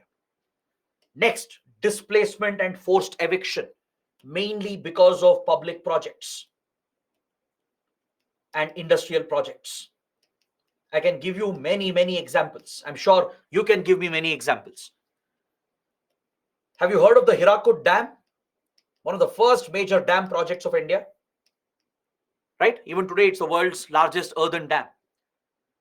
Such large dams were necessary for irrigation, for hydropower generation. These were essential public projects. Similarly, construction of roads, power projects, mining industries, all these were essential for the growth of the country, right? So the government had to exploit these resources. But these public projects, the way they were executed, right, it left behind a lot of resentment amongst the affected people. Because for building a dam, let's say, like the Hirakud Dam, which is built across Mahanadi, it leads to displacement of local villages. Because once the reservoir is built, the backwaters will submerge the nearby villages. Those villages have to be evacuated. To construct the dam itself, large areas of land will be needed. agricultural land and village land will have to be acquired. Same with road projects, power projects, and mining and industrial projects. So, for all this, land acquisition is crucial. Even though it's for a public purpose to serve a national interest, the question is, how is it done? In what manner is it done? You can't forcefully evict people. You can't just throw them out of their land and and justify the project in the name of public purpose and national interest. You have to consult with them. You have to create a dialogue with them, talk to them, explain why the project is necessary, build consensus at the grassroots, get their support, win their favor, and promise benefits for them in return, because they're losing everything. They will lose their land, their livelihood, their identity, their houses. So they deserve to be compensated, not just with money, but with land, houses, and jobs. If this is not done, that is grave injustice to the people who are losing their land. And unfortunately, this happened in many, many cases. Believe it or not, those who got displaced by the Hirakud Dam project in 1950s, they are still waiting for compensation and rehabilitation. It's been more than 70 years. So you can imagine what would have happened with other smaller projects. Areas with mineral resources were taken by public sector companies, large industries, right? You look at Ranchi, Jamshedpur, major industrial mining towns of India, right? It's remarkable. Of course, it's needed for our economy. Big industries from Vedanta Group to Tata, Reliance, everyone is operating. They've been given mining licenses. Large iron and steel industries have come up. Bauxite, zinc, copper, everything is being exploited on a large scale, which is needed for the growth of the country. But in this process, many, many people were displaced. Farmers and tribal communities and peasants, they got displaced, losing their jobs, their livelihood. This created resentment. There wasn't adequate compensation given, no proper rehabilitation. If it was done, it was done just for the sake of it. Because of corruption, most of these funds would be eaten away by corrupt politicians and middlemen. Rehabilitation done was not done effectively. People are still struggling to get their title rights. Their property papers are still not in place, even after 50, 60 years after the project. So these are people who got really affected by large public projects. It led to large-scale land acquisition, displacement, and forced evictions as well. Is that clear? Then, the forest and environment laws of the country. This also had an unintended impact. By 1970s, India became more conscious about environment conservation. Right? Under Prime Minister Indira Gandhi, several forest and environmental laws were introduced. The Wildlife Protection Act, for example, to create protected areas. We amended the British era forest conservation laws as well. Our goal was genuinely to protect forests and the environment. Right? It was crucial to tackle hunting and poaching. That's why Project Tiger was launched. Tiger reserves were set up starting from 1970s. National parks, wildlife sanctuaries were created. Biosphere reserves were set up. Right? These measures were needed to protect our forests, to protect our flora and fauna. Even though the intention was right, the way in which it was done led to forced eviction. Because to set up these protected areas in the core zone where human activities are prohibited, the forest dwelling tribes will have to be evicted. Let's say a national park has been set up, tiger reserve has been set up under Wildlife Protection Act, or various environmental regulations are being implemented. So because of this, in the core areas, which is core for the population of the animals and the flora and fauna, right, which is core for the ecosystem, that's where the conservation measures are focused upon. So in the core habitat, even if there are tribal villages, they are evicted. They're asked to move out to the buffer or transition zone, which is outside of the core area. So the forest dwelling tribe, they're losing their forest access, their traditional right, which they've enjoyed from centuries. They're losing their farming land, the right to hunt, the right to collect forest produce. They lose all these rights. So if they're evicted from here and if they're not compensated, if they're not given alternate livelihoods, if they're not rehabilitated, what else will they do? Right? So that is how environmental laws, environmental regulations had an adverse impact. Even though it was not intentional, the failure in governance and administration led to this crisis where tribal communities were very badly affected by various laws and policies. Livelihood related causes and social exclusion added to the problem. There was lack of food security, right? Until 1960s, we were dependent on food aid. India was struggling to revive agriculture. Then came the Green Revolution. We introduced high quality seeds, fertilizers, modern scientific farming, but it benefited few states, few regions, leaving behind the rest. You would have studied in economy and other subjects the drawbacks of Green Revolution. Punjab, Haryana, they mainly benefited, whereas other parts of India were largely left behind.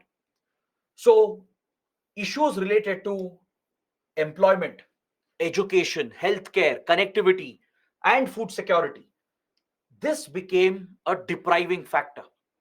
Some regions were benefiting, some were getting left behind. For example, southern states, Tamil Nadu, Karnataka, they were growing at a faster rate. Western states, Maharashtra, Gujarat, growing at a faster rate. They had access to the sea, they had seaports, they had better developmental indicators from the beginning, better education, right? They quickly created job opportunities, industries came up, and South and Western India started thriving. But Central and Eastern India was largely forgotten, neglected, right? They were all forested areas, tribal belts, rural agricultural belts. So, as one side of India was developing at a fast rate, especially after 91, after the economic reforms, after LPG reforms, industrial clusters came up, foreign investment came in, millions of jobs were getting created, large scale urbanization was happening in our cities, whereas the rural pockets, the forest areas, tribal belts were getting neglected and left behind. Correct? So, this triggered a migration, a large scale migration from remote areas of the country towards the urban centers.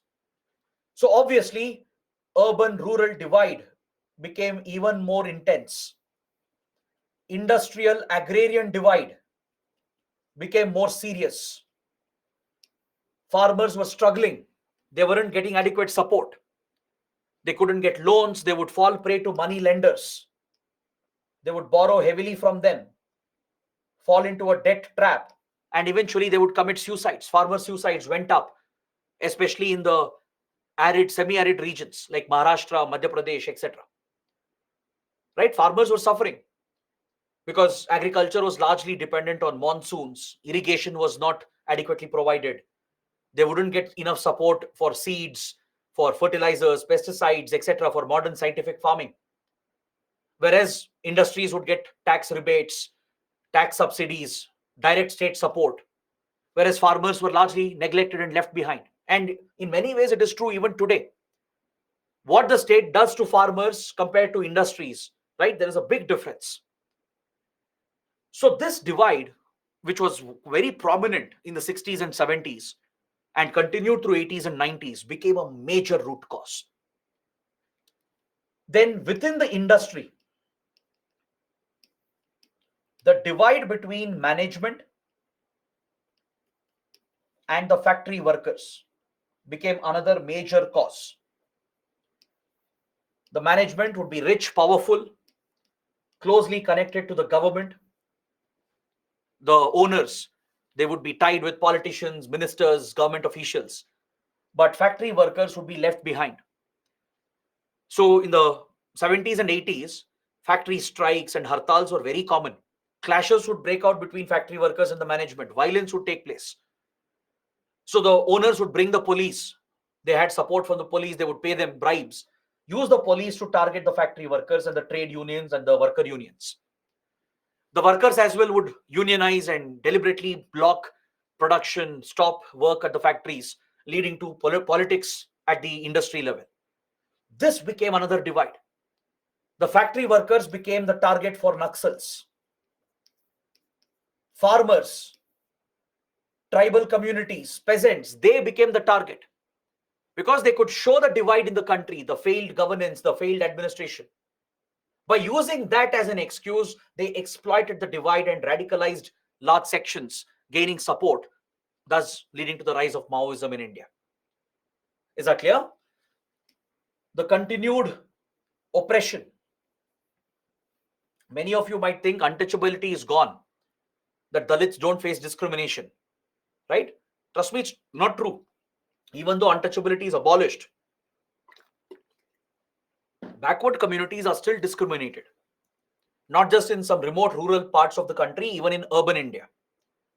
Just look at your family, within our own families, right? We might find such discrimination. Families opposing intercaste marriage, the upper caste family opposing marriage with a lower caste family member, right? Or not treating Dalits as equals, not allowing them into the houses, not sharing water with them, not having food with them, denying them entry into temples, targeted violence against Dalits at the village level. This is a reality in India even today.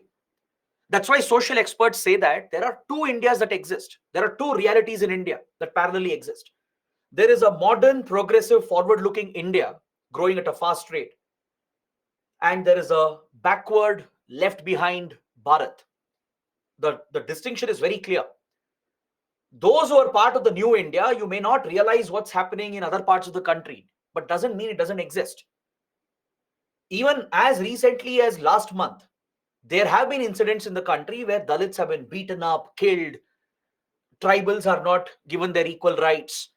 This is a continuing reality, right? That's why Dr. Ambedkar, the champion of the Indian Constitution, right? He called for annihilation of caste. He called for destruction of the caste system. He used a very strong word, annihilation. You have to burn the caste system. Because this has created a permanent divide in the society which continues to affect the Indian society. The continuing upper caste domination over the lower caste, the social exclusion, becomes root causes for extremist movements like Naxalism. So these are the hard realities that exist. And as I explained, there have been genuine root causes that led to the rise of Naxalism, from land-related factors to acquisition, forced eviction, to livelihood and social exclusion, to poor governance, the corruption in the system, the criminalization of Indian politics, where criminals entered the political system, where politicians, political parties manipulated voters with money and muscle power. Either by threat or by money, they would attract voters and win elections. Obviously, such governments should be corrupt, and it continues till date. Nothing has changed, right? The scale might have gone down, but the system is pretty much the same. So these factors have become the genuine root causes that triggered the rise of Naxalism in India, right? If the violence broke out at Naxalbari in 1967, right, it was a combination of these factors. In Naxalbari, it was the land-related factors, the feudal nature of the society. But later, in 70s and 80s, the movement would spread to Andhra Pradesh, to central India, right, and southern India. And the factors were different in each place. Or sometimes it was a combination of these different factors. So by 1970s and 80s, India saw the full rise of Naxalism, and it became a major threat for the country. So this is where I would like to stop the discussion for now. We are somewhere in the middle of this chapter. Let's take a lunch break. It's 3:40, I guess. Let's take a 30-minute break. Let's come back at 4:10.